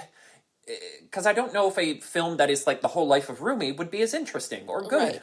You know what I do like? That, again, this... I think my main issue with this is that, like, we have so many different ideas that could all, like, are all good. And if Yes. followed, they could all be good movies independently. I really... Right. It's not a shortage of ideas that hurts this movie. It's a Yeah. limit of time and resources. Right. And, like, a refusal to, like, cut the fat on, like, on something and just pick one. But, I do like the theme of, like, I sort of like the through theme of, like, demons being able to tap into your insecurity and then brainwash you by sort of, like, promising you, like, relief from that thing or, like, the answer to that thing. I think the scenes in the third act of, like, you know, the other bandmates, like, are... what Zoe and what's the other one's name? Mira. Yeah. Mira's pink hair In the and abrasive. Zoe is poppy and Right. bunny thingies. that, like, yeah, when they're in the audience, like, following the mass crowd. Yes. Like, that is so powerful to me. I think that visually works really well. But I wish that those insecurities had been, like, I wish it was more of a balanced story of all three of them. And Right. that we got more of that from the beginning. I really hate to say it, 90% of my problem with this is it's like, it doesn't feel like it's about a K-pop bit group. It kind of feels like it's No. about one K-pop idol and her two friends. Again, it's the Buffy problem of like, what's good. What's good about Buffy as a show, well, it's like the reverse problem of Buffy, where Buffy does a pretty good job of balancing all the support characters. So Yeah. even though it's called Buffy, it's like, well, you care about It's all these Buffy and the guys. gang. Like, they all get their own time. Yeah. Yeah, Buffy's just the framing device Right. that all these characters get introduced It's to each Flo other. the progressive Like, girl. And gang. oh my fucking god. Oh my god. Shame on you. Well, you want to know Shame on you. You want to know? This is what we're starting the Patreon back up with? Of course, I'm there's throwing it. no I'm deleting this other episode. way. Okay, but this is actually a parallel. Like, this is actually one of the things that's most accurate comparing this to actual K-pop is that so many K-pop groups are kind of structured like that, where it really is Interesting. about Beyonce and not so and her friends. Yeah, Destiny's Child. Well, I make the joke of the Buffalo Josh Allens, and it's like, Yes. yeah, it's actually the Beyonce Presents Destiny's Child, starring Beyonce. Right. Or, you know, I mean, I guess the Jackson 5 was a little more balanced for a bit, but then at some point Right. it's like Michael Jackson, Michael and the Jackson rest of his his dumb brothers. family. Yeah. Yeah. And like so many of the most popular like girl groups, it's kind of become a joke. Like Blackpink is sort of doing that now. It's getting better now that they kind of broke up maybe and are doing like solo stuff. But it really was all about like two of them, really about one of them. And then like the other members are kind of like the butt of the joke, forgotten to the extent that like sometimes like if the members are like getting out of a limo or something, like nobody like claps or like says anything for like certain members. Like there is this like weird hive mind culture that people do get behind, like just being obsessed with one, that there's one front man and then like everybody else is like, all right, whatever. But like that is actually pretty accurate. Right. Right, and it's like, I do feel like in terms of like how this movie tackles and grapples with the existence of K-pop as like both something nice but also something really problematic, I think you're better equipped to talk about that than I am because I'm a big dumb idiot. But but Yeah. I mean, I can't deny it. But like, yeah, I think. Well, see, what you're talking about with the ending, I think in general, I think one of the things that's like elevates this movie for me from pretty good to really good is like that it has a lot of big thematic ideas, and even if it doesn't get to flesh all of them out in the narrative itself, they all pay off in good ways.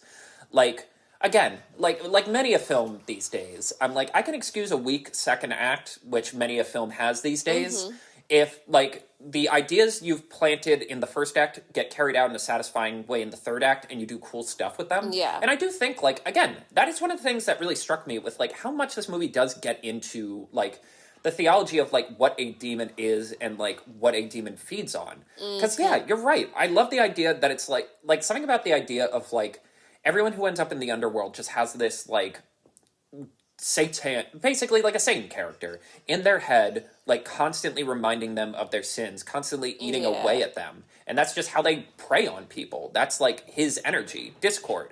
Like again, if our heroes are like make harmonies, your enemy should be discord, both figuratively and literally, of like, yeah, I'm creating discord among people. And I also like the idea of like, yeah, it makes sense that they'd form a K-pop group to counter another K-pop group, because it's like, yeah, the like, you know, army, all these like fandoms, all of these hives, it's like for a lot of people that is good. It is a sense of structure and community and an activity and a hobby, but it also can like eat away at you, and you form parasocial relationships with people, and you kind of lose your sense of self. Like again, you see literally both sides of that throughout this movie of like, you know, their final concert is like, hey, I'm sorry your parasocial relationship with these three girls kind of took a weird turn when like one of them had body tattoos. Yeah. Why don't you come over to here and become a part of a bigger thing? Yeah. We can fill the void.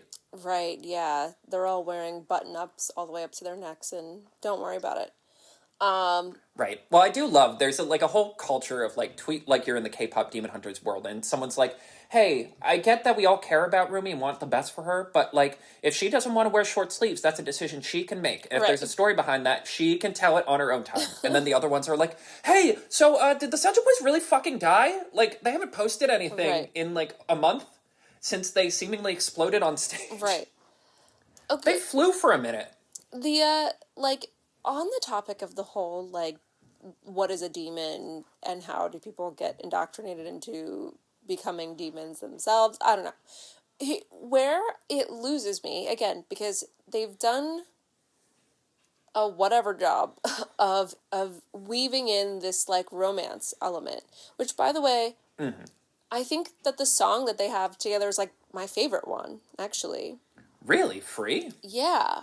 I like that. I made a quip before we started that it's out of order chronologically in the soundtrack, and I'm like, that's how little they thought about it. I can see that. Actually, that's kind of like another sort of issue that I have with this movie about its whether or not I don't know if it's fully committed to like being a musical. But anyway, what I was going to say is like after all that, after we feel that they have this like love connection or whatever, like his origin story of how he became a demon, to me that is when I kind of lose the believability of them having a love connection. Like that is the point where I'm like, okay, then what was all of this for? Like if I think it was a mistake to make his origin like, oh, he did act selfishly, he did act badly, he did do something evil, I guess you could say. And like that was his choice. I don't know. To me, it's like I feel like it was a mistake to make him like actually potentially a bad person.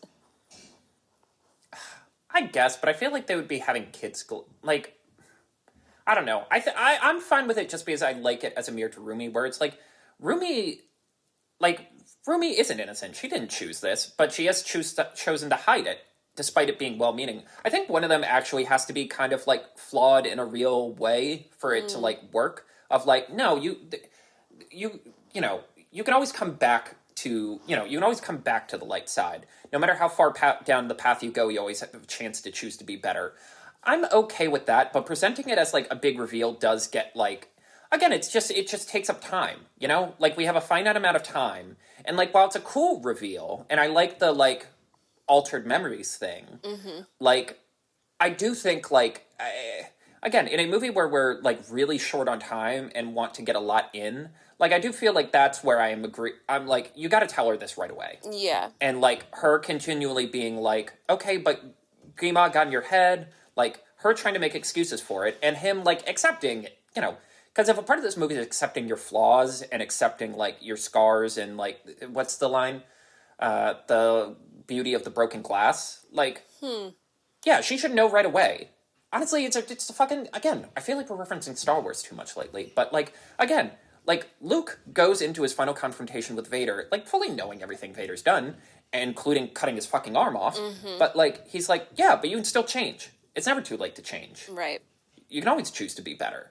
Like, yeah, I guess I half agree with you on that point. But like, again, it's talking about. It's like the whole like.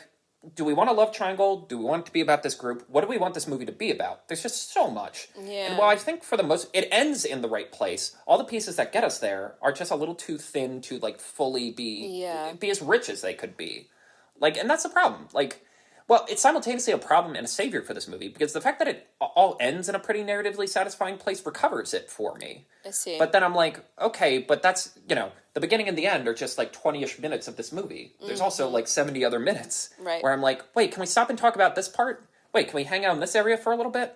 Okay, I guess we're doing this now. Yeah, does a lot of moving around. Like, I don't have a good sense of, like, what every, like, girl group needs? Like, even, like, a crime-fighting girl group, or especially, like, a crime-fighting group at all. Like, Scooby-Doo and, like, all these groups. They need, like, a lair. Like, they need, like, what? Scooby-Doo and not Powerpuff Girls? Especially Powerpuff crime-fighting Girls. girl group and you defaulted to Scooby-Doo first? Because I've been watching Scooby-Doo stuff recently.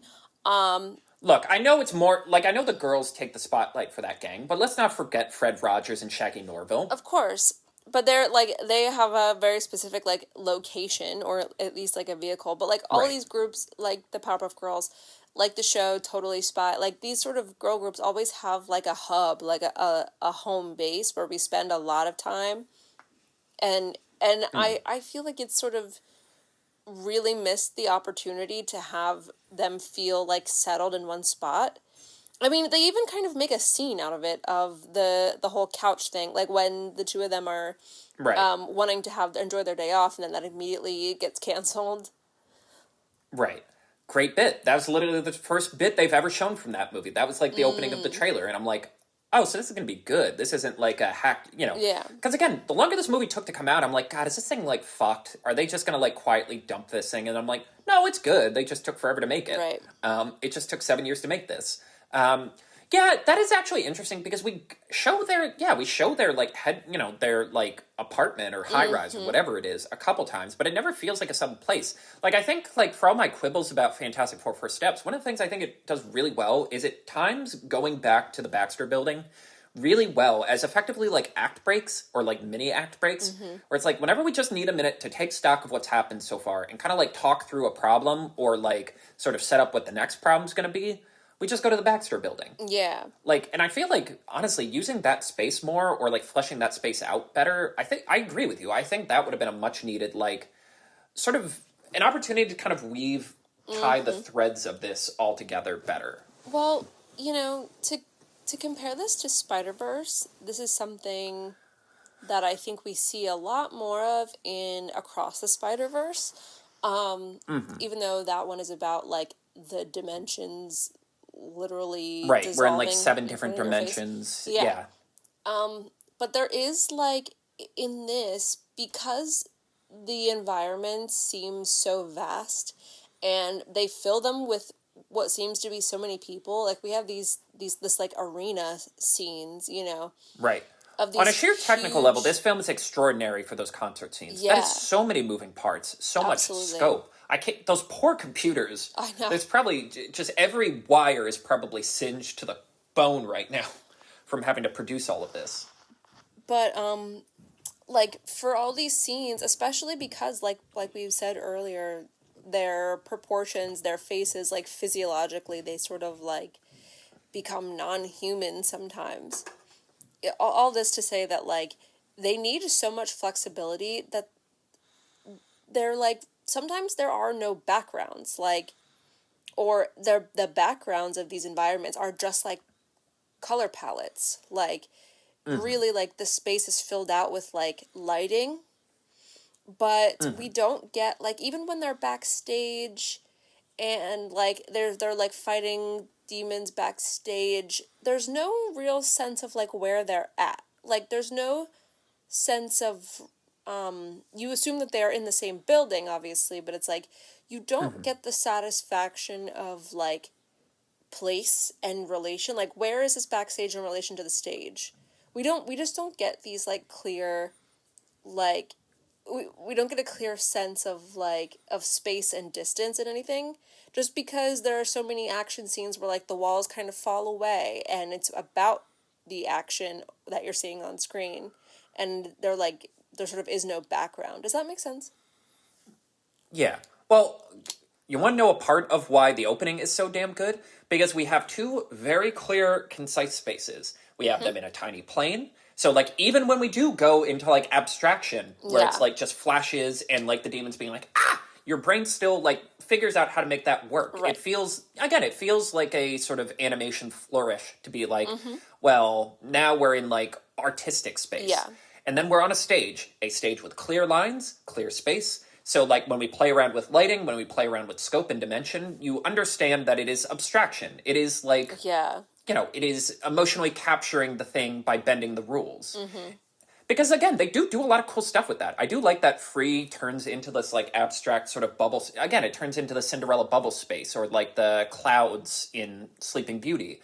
I like when, you know, the all is lost moment where Rumi's, like, walking away from her friends because they've shown her mercy, and she's literally ripping the Hunmoon as she walks. I'm like, the little moments like that are great, but again, it's when it's accentuated with a physical space, I think it's so much better. Right. I mean, I hate to play that card, but I think about the scene in Wish where they're in the bubble room, and we still have the bubble, so all of it makes sense geography-wise. We just know, like, oh yeah, the walls are still there, but we're, like, in our emotions right now. Right. We're in our feels challenge. Okay. Nice. Remember that? Yes, I do. We're in our feels. Oh my god.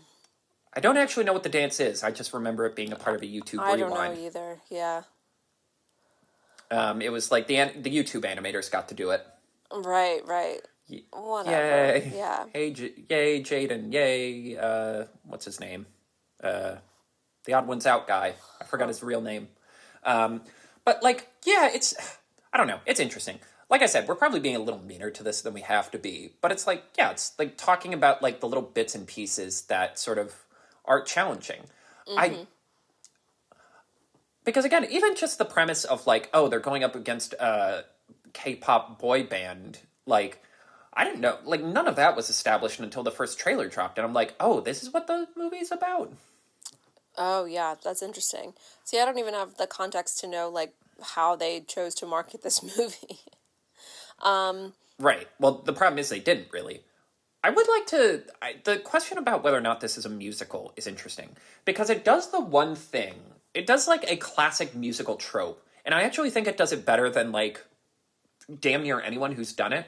The idea of the artist who just has to make the one song. One, like, in terms of, like, the music, I do think, again, the challenge with musicians in media is always this struggle of, like, we need you to believe this is the best artist on the planet. Yeah. Like, and so many times they'll, like, drop a song in universe. Like, so many movies won't bother to show you the music because they know it's like, well, it's not going to live up to the hype, so let's not try. Whereas this, I'm like, no, I get people would be, well, because I'm seeing in the fucking real world. I see why people are fanatical about this. I see why people are like, yeah, these songs are great. Right. Even if you have to bend the logic of reality to be like, man, these lyrics are so specific. How has no one found out they're demon hunters yet?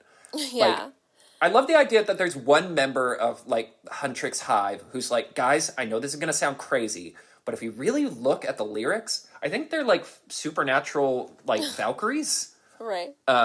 Shut the fuck up, dude. It's every week with this asshole. See, But that's kind of like an interesting K-pop tidbit. Is like a lot of the English in K-pop, at least when I was younger, and I said like it was less English focus, was just like was nonsensical, and it was just rhyming. interesting. Really? Yeah, it was a lot of things. It's I wouldn't call it nonsensical in like a Backstreet Boys, You Are My Fire, My One Desire type way. But like it's just words that would just like we just wouldn't say phrases like that. Like it's just words put together that like I guess literally you could make sense, but that we just wouldn't put together, but they've obviously placed them there because they rhyme with like another word in Korean. Yeah. Interesting. Yeah. Well, for some reason, so many of the songs in this really remind me of Mic Drop, specifically from BTS. And that era that I was had explained to me is like, for some reason, they were really trying to make them like hard. Like, you know, they were wearing like puffy, you know, they were wearing like, for lack of a better word, like American street clothes. Like trying to make them look kind of like dangerous and badass. And I'm like, I've watched you guys on your little like internet channel, like playing like children's games, like flipping, you know, like trying to like throw a paper plane into a target. You guys aren't hard. You're dweebs, and that's okay. That's because all of K-pop is just black culture recycled. Well, we need to unpack, and that's its own episode. Okay, and we'll talk about that later. Right, and that does tie into the discussion because I've seen people talk about that. Like, especially in the wake of, like, Sinners kind of getting swept at the Golden Globes, and, like, a lot of people really thinking one of the songs from Sinners could upset Golden. But Golden is kind of what I want to get to, because there's always a trope in musicals. Whenever there's an artist, this idea of, like, the one song.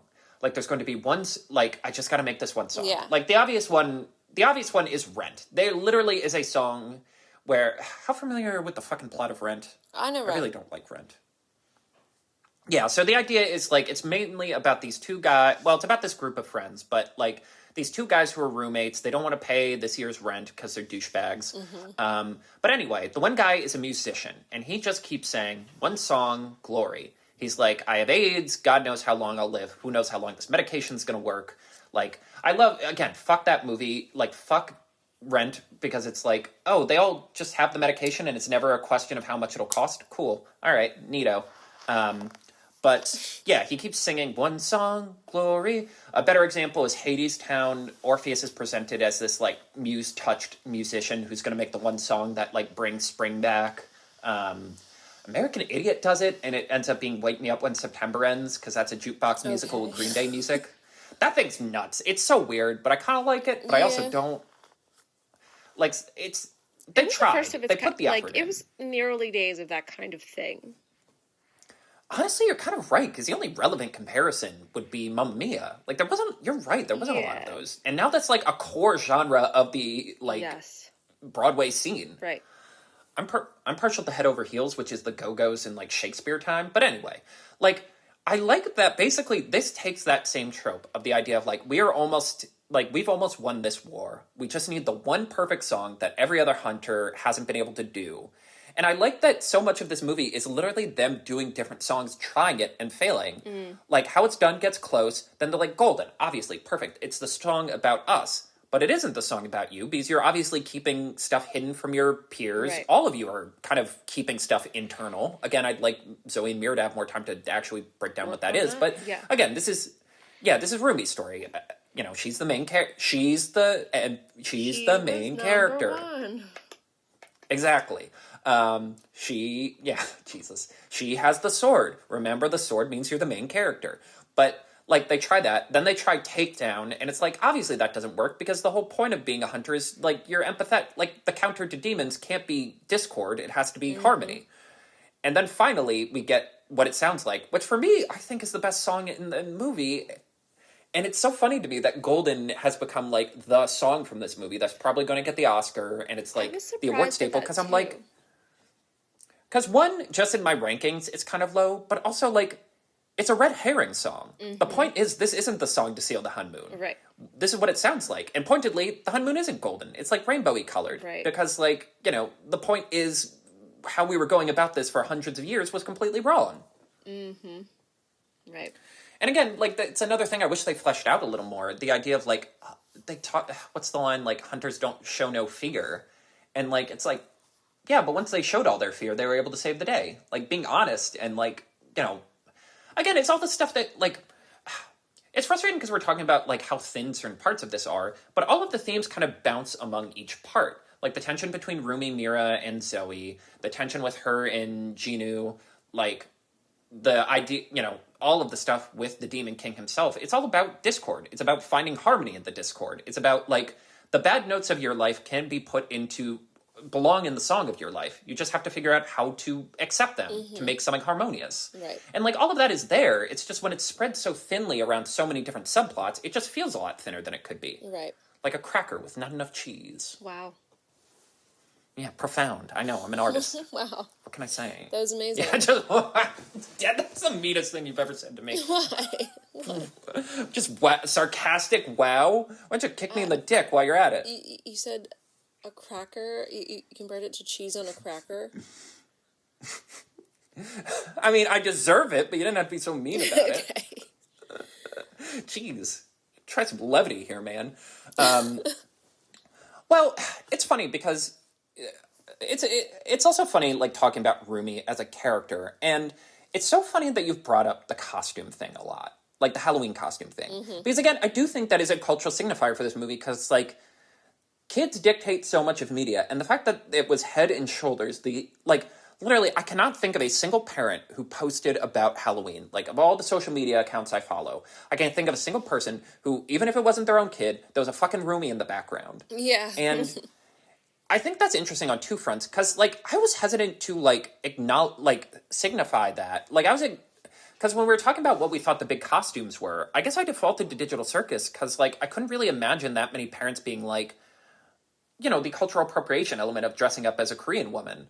But at the same time, like, so much of K-pop is what you just talked about. It's taking other cultures and, like, smashing them and mixing them. And, like, a part of K-pop culture now is, like, it as an export. Yes. Like, this isn't quite, you know, this isn't the equivalent of, like, the Maui costume with the tattoos where it's like, you're stealing someone else's culture here. Yeah, none of K-pop is reflective. I'm not going to say none, because I can't really speak to that. But, like, the things that we really like about it aren't reflections of Korean culture at all. They are absolutely reflections of hip-hop and Black American culture, for sure. I mean, a part of why I want to get into anime is so much like I want to see how much of it is. Again, it's the same thing where I'm like, how much of it is a reflection of other people's cultures and how much of it a reflection of Japanese culture? Mm-hmm. Because it's like easy. Because like the problem with showing you just Miyazaki right now is like, well, that man's very introspective about his place in time and the time of his place. Mm-hmm. So like, I don't know if that's that's not a good barometer for the rest of the anime genre. Mm. Like watching, because I'm watching My Hero Academia now, and it's like.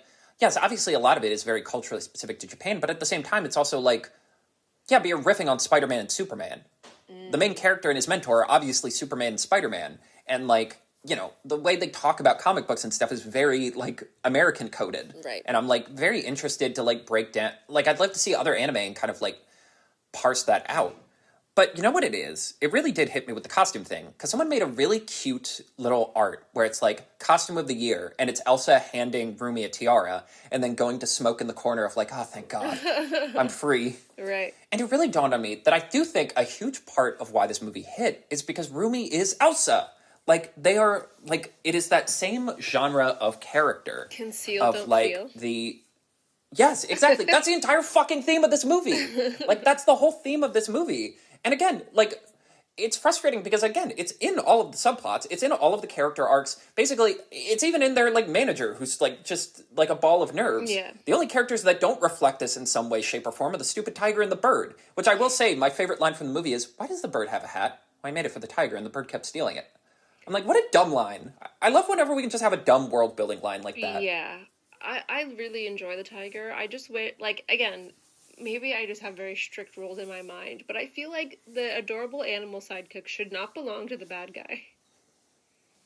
I like it because it's a subversion of expectations. You assume they would have, like, magical familiars, like, Rumi would have, like, a cool spectral horse or something, mm-hmm. or, like, they'd have, like, cool critter friends. But no, it's kind of funny that they're just, like, bad henchmen for the bad guy, who just kind of putts around, mm-hmm. And just knock pots over. But, oh shit, I lost my train of thought. But it is, again, it's the conceal, don't feel thing of, like, I have incredible power, but I'm not going to be able to achieve my full ability if I'm constantly hiding it. And, like, literally, this is what it sounds like as she's running out, and now her patterns are, like, rainbowy instead of, like, sad, scary pink, mm-hmm. Or purple. It's like, again, this is literally the let it go bit of, like, look how fabulous I am when I finally my true self. Right. And again, and I also think it does have the same Elsa problem of, like, I'm a monster. Yeah. And it's like, you with the, like, glass-cutting jawline, the voice one. Of an angel. Yeah, the hot one. Well, I guess they're all pretty, but, like, the one who is conventionally attractive in every way, shape, and form. Mm-hmm. But also, you can also do backflips and kill people with light swords that you can summon from the fucking ether. Right. Yeah, real hideous beast. Right. Hide your children. Yeah. Like, I do think it's so funny that, like, some tropes are consistent throughout cultures, and it's nice to... I guess it is kind of refreshing to see a version of this trope that isn't just, like, a pretty blonde white girl, for lack of a better word. Right, yeah, that's true. But also, that got me thinking about, like... It's so funny, as we're talking about my criticisms of this movie, I'm like, where have I heard these criticisms before? And I'm like, in Raya, in Moana 2, in Ralph Breaks the Internet... where I'm like, it has too many ideas, it's spread thin, like cheese on a cracker, and, like, like cheese on a cracker, like, but the end is so, like, concise and well executed, and, like, ties it all together in such a nice way that I kind of excuse the parts that are less than perfect. Right. And then I'm like, but why don't people give the same grace to, like, any of those other movies? Why is Wish considered, like, 7 9/11s? Why is Raya dismissed outright?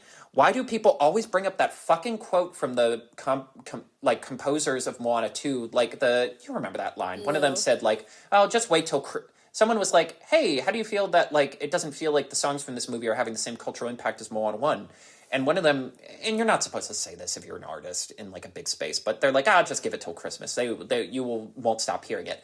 And anytime a movie with music comes out, someone whips it back at them. Like, these songs are, Right. I haven't heard a Moana 2 song in a while.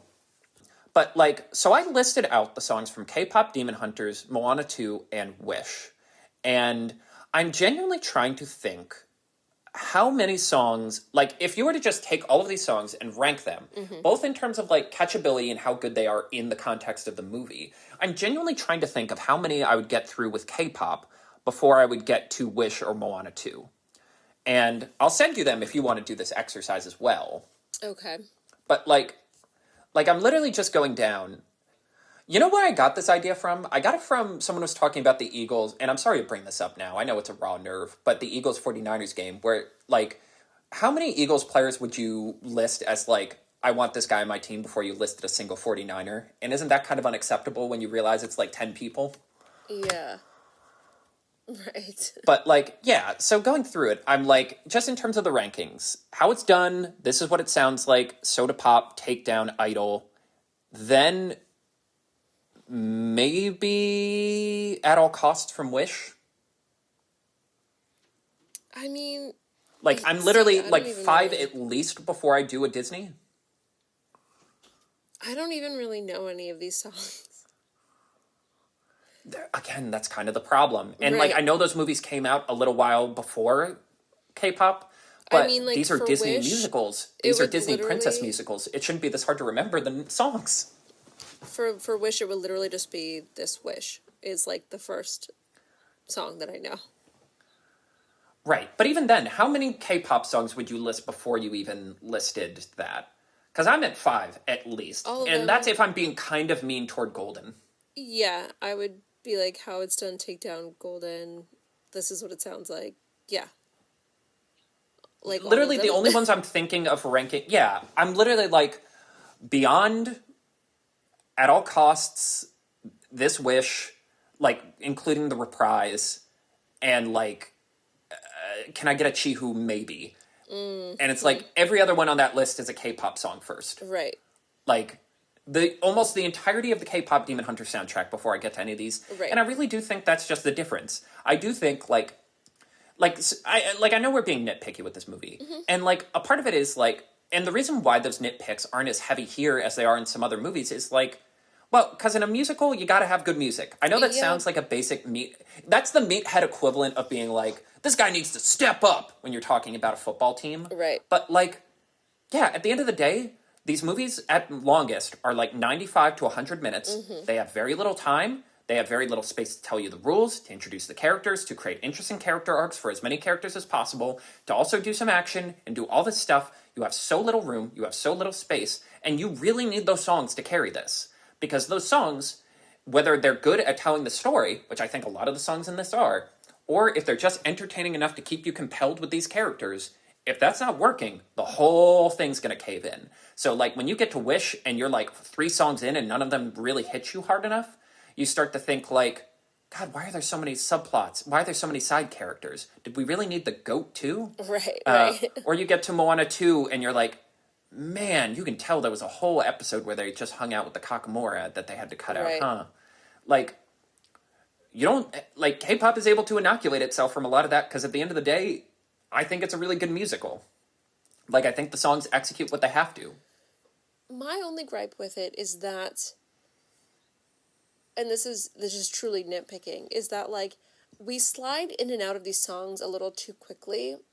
And like for me, I kind of need like the classic signifiers that like we're about to sing a song. Like there's too many Right. instances where like just like the background ambiance music or I should say like some of these songs like the intro sounds too much like background ambiance. Like ambiance music that like suddenly there's a voice and like I find myself like squinting to find out whether or not their lips are moving. Like I'm like, is this girl singing? Like or am I just like hearing like essence of like am I just hearing a song or is someone singing as part of the story right now?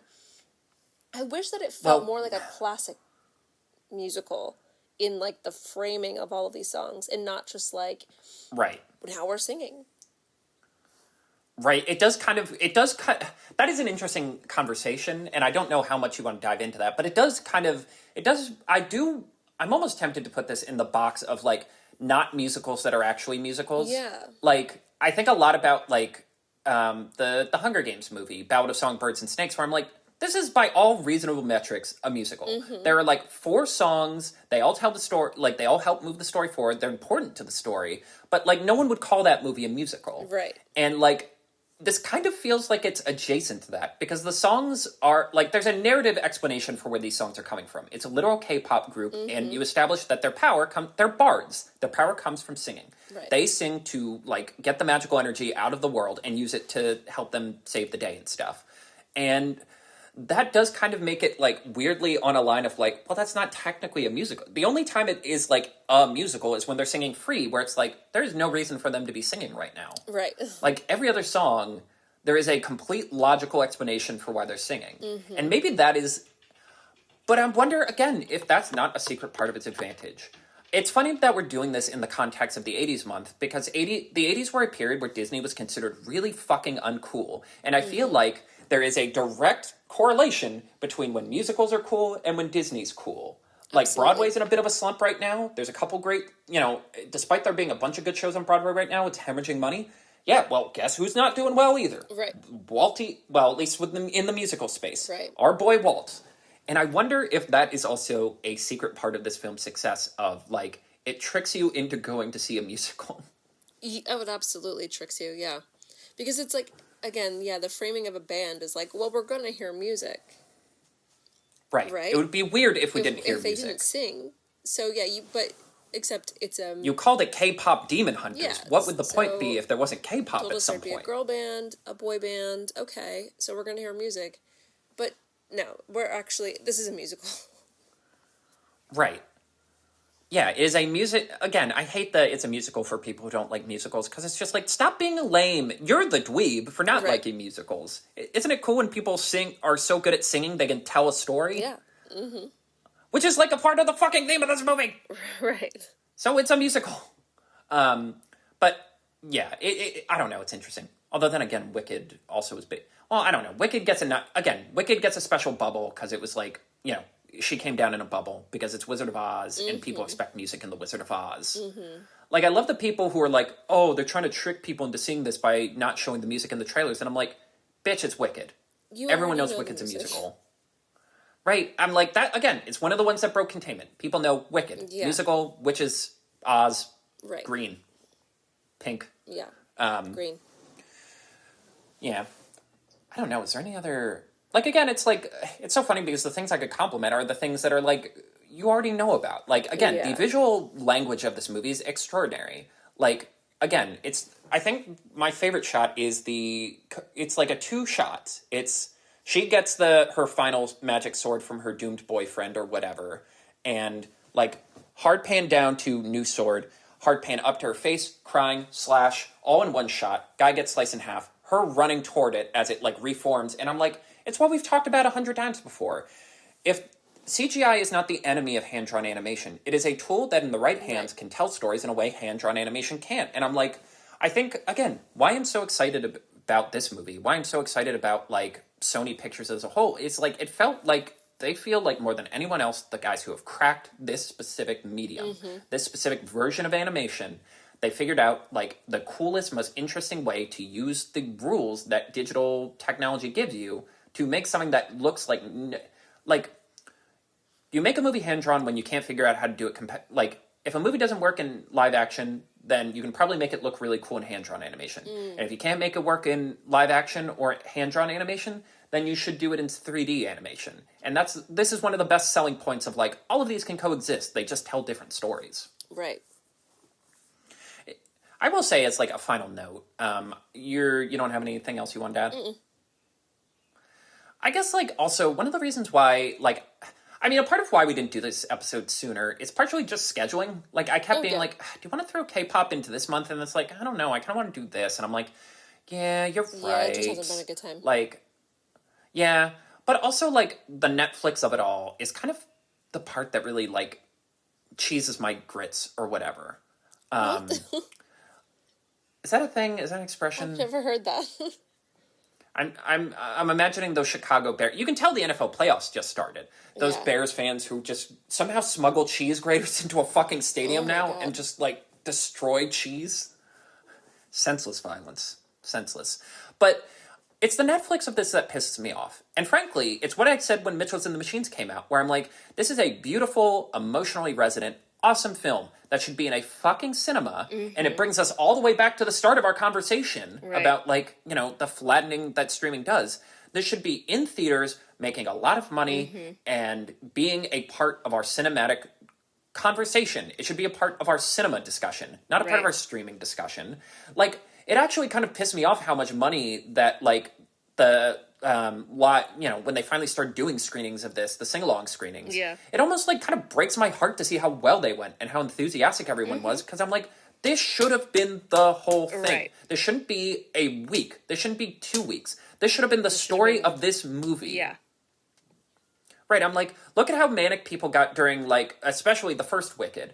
Imagine that, but for this movie and its entire run. And Netflix will hide, like, will hide behind, like, well, it may, you know, it's the good word of mouth that it had on streaming, let those screenings be good. And it's like, well, no, it should have had the chance to prove itself in theaters. And, like, that's what pisses me off so much about Sony Animation right now, beyond their, like, weird work culture that, like, kind of was revealed during Across the Spider-Verse. Right. We hadn't talked about that a lot, but, like, the schedule they made that movie on was fucking deranged. Right. I love that, like, they mentioned they added Petra Parker's girlfriend a month before it came out, and I'm like, a month, you say? A whole character model. Right. And then literally a week after the movie came out, they're like, yeah, this was a fucking disaster. Right. We basically finished the movie in the last month. This is no way to live. But, like, it pisses me off so much that between this, Vivo, Wish Dragon, Mitchell's vs. the Machines, like, if Wish Dragon and Vivo are the worst of your 4 releases, you're doing pretty fucking good as a studio. But no one's going to acknowledge that because you sent them all to streaming where they just become noise. They just Right. become volume in a space.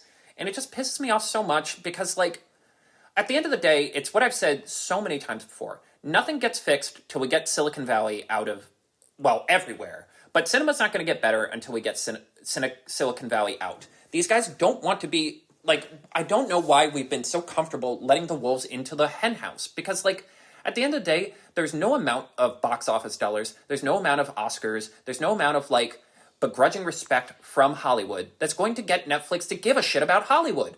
Like, there's nothing that will convince them that cinemas are good, because their business model is inherently fracturing us, taking us out of the cinemas, and keep basically having us on hook for their fucking streaming service.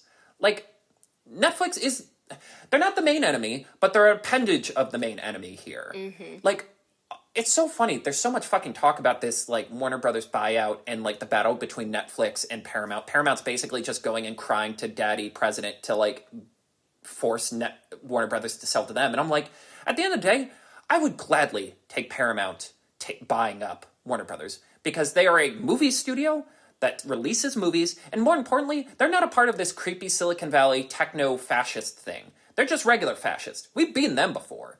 And it just sucks that, like, all of the goodwill this movie makes, all of the positivity it engenders, and, like, how genuinely exciting it is to have something, like, new, that feels new, that looks new, that's new in our cultural space, gets undermined by the fact that it's a part of this fucking demon company. Whew. Which is antithetical to every theme in the movie. Oh my God. And it is just so damn difficult to parse out how I feel about this movie, because it is a charming, sweet, awesome movie. For all of the kinks and all of the cracks we pointed out, I still think it is a fucking delightful, charming, sweet movie whose heart's in the right place. That it's so exciting to think about all of the artists who are getting their days in the sun because of this movie. It is so exciting to see Sony reaffirm itself as a serious player in this industry. And also, it's just cool that there was just one thing in this shitty year that brought us all together, but I just can't help but see the Netflix of it. One of the architects of our misery is benefiting from this. Again, and maybe I wouldn't be thinking so much about this if it wasn't for the Stranger Things finale and how everyone's sort of pausing and reflecting on the existence and the legacy of Stranger Things. Like, Stranger Things let Netflix burst through the door. It changed the meta of this industry overnight. It allowed the scummiest, shittiest people in our society who have made everything fundamentally worse, possibly permanently, to get into filmmaking, and has absolutely fucked an entire generation of filmmakers. God knows if we'll ever be able to fix all of it. And the kicker is the handful of fans who hung on for a year's too late finale for Stranger Things got rewarded with an ending so disappointing and so unremarkable that they are currently lying to themselves and telling themselves there is a secret another finale that will fix all of it and make all of this, all of the watching, all of the waiting, and all of the destruction to this art form worth it. And as happy as this film makes me, it fucking sucks that it's anchored to that legacy. A legacy of destroying the industry. Not because of anything the artist chose to do, but nameless, faceless corporations chose. Because Sony didn't believe enough in its own artists and its own work to just pay for the movie itself. You had Spider-Man money. You didn't need Netflix's money. But instead, you let the wolf into the henhouse, and now there's blood everywhere. And a precipitous lack of chickens. Okay. Yeah, I don't know, it just stinks. It does, yeah. Mm-hmm. I know this is more my hobby horse than yours, but... Every talk we ever have finds its way back to streaming sucks. Yeah, at the end of the day, the streaming companies presented themselves as disruptors. The idea is, they're disrupting the culture of the past. And it's like, no, you're not disruptors. You're just a worse version of the thing we already had. Right. Again, all you need, the best quote I've ever heard about Silicon Valley and, this entire age is, they're people who saw the financial crisis of 2008. Instead of thinking, let's build something better, well, why can't I be that guy? Why can't I be the boot? Why can't I get the big payout? Right. And it is a shame because, like I said, for all the, nitpicks we made about this movie, for all of our, sort of quibbles about it, I am so fucking happy this movie exists. Oh, yeah. Again, if it gets people into movies, if it gets people into musicals, even if it gets people into K-pop, I'm for me, seeing so many kids to go back to the Halloween costume thing, seeing so many kids wearing a Halloween costume of the biggest animated movie of the year, as far as I'm concerned, for our medium, that is a fucking victory. Absolutely. And when we decide to cut our sabbatical time off to interact with the fans, I'm surprised we didn't unpack the sort of weird undertones that scene had. I'm Carter. And I'm Sydney. Have a magical day. Thanks for listening.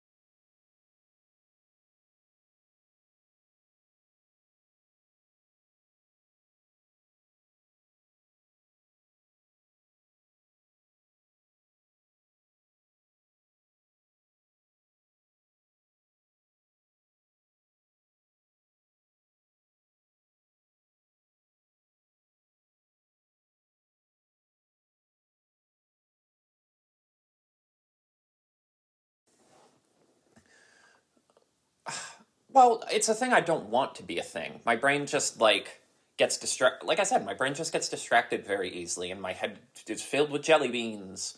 So like, Yeah. I've really been trying to focus on being like focused, not just letting my brain rattle into 10 different places. Yeah, It's I better in a mean, movie theater, obviously, because it's like, yeah, I can be in my head, but like, I'm not looking at my phone. I'm not like looking at other stuff. I'm not thinking about doing other stuff. I'm engaging with the movie. I kind of do that sometimes. Like, that's how I play Animal Crossing a little bit. Of like, when I first log on for the day, I'll just be paying attention to that, and then, but if I need to like do something tedious, like create like a new build, or I'm like decorating my house or something, that's just like I'm like terraforming a lot, like just put your head down and like do the work. Like I always have something Press playing. triangle, press triangle, press Yeah, triangle, press triangle. Go dump exactly. shit. Press triangle, For press that, triangle, press for those triangle. tasks, or if I'm doing the DLC, like again, yeah, just decorating and like doing something kind of mindless, I'll always need to like watch a YouTube video with it. Right. I gotta get back to the DLC. I felt so bad. I visited the other day and the guy was just like, it's been a really long time, man. Yeah, how are you The still manatee employed? got the manatee, he's not with us anymore. No. Gallbladder problem. You know what his last words were? It gets really like domestic drama. He's like, Right. "You don't live. You're not a part of our team anymore." You know what his last words were? Where was Carter? Where's Yeah. Carter? I want to talk to Carter. Get. I have no friend. Oh my gosh. Sorry, I just chugged a big thing of green tea out of a bowl because I was out of cups. Are you all ready for oh, I guess we talked about the update. I like was just ready in the nick of time because I restarted my Ireland again like a couple weeks ago and God damn, really? just got KK Slider to perform. So I Nice. just on Monday that is when I his performance was. So Well, see, I'm on the other end of the spectrum where I've just been in a holding pattern until the update because my problem is storage. I need more storage. So, like, that just solves my main problem. And then, like, having more furniture options, trying to yeah. figure out what I want to do with my back room, finishing both DLCs, I guess. Are you like totally maxed out with your storage? Yes. Wow, I didn't know Yes, I you have could do stuff that. on the ground. Yeah, well, just because I never, like, I never get rid of doubles. That's my problem. I really do just got to be a big boy and, like, sell stuff. Because I went through some of the holiday stuff where I'm like, I don't need 3 sleighs. Oh You can yeah. have one in storage. You don't need that many. You don't need this many toys for Toy Day. Like, you can kind of whittle it down a little bit. Well, I always make that stuff into like gifts for my villagers so that, I can You just love get their bomb them. picture so that they give you their little have any of your villagers given you their picture? Coco, Mac, at least one other. I gotta get better at that. That's something I've really cheesed on the griddle. I see.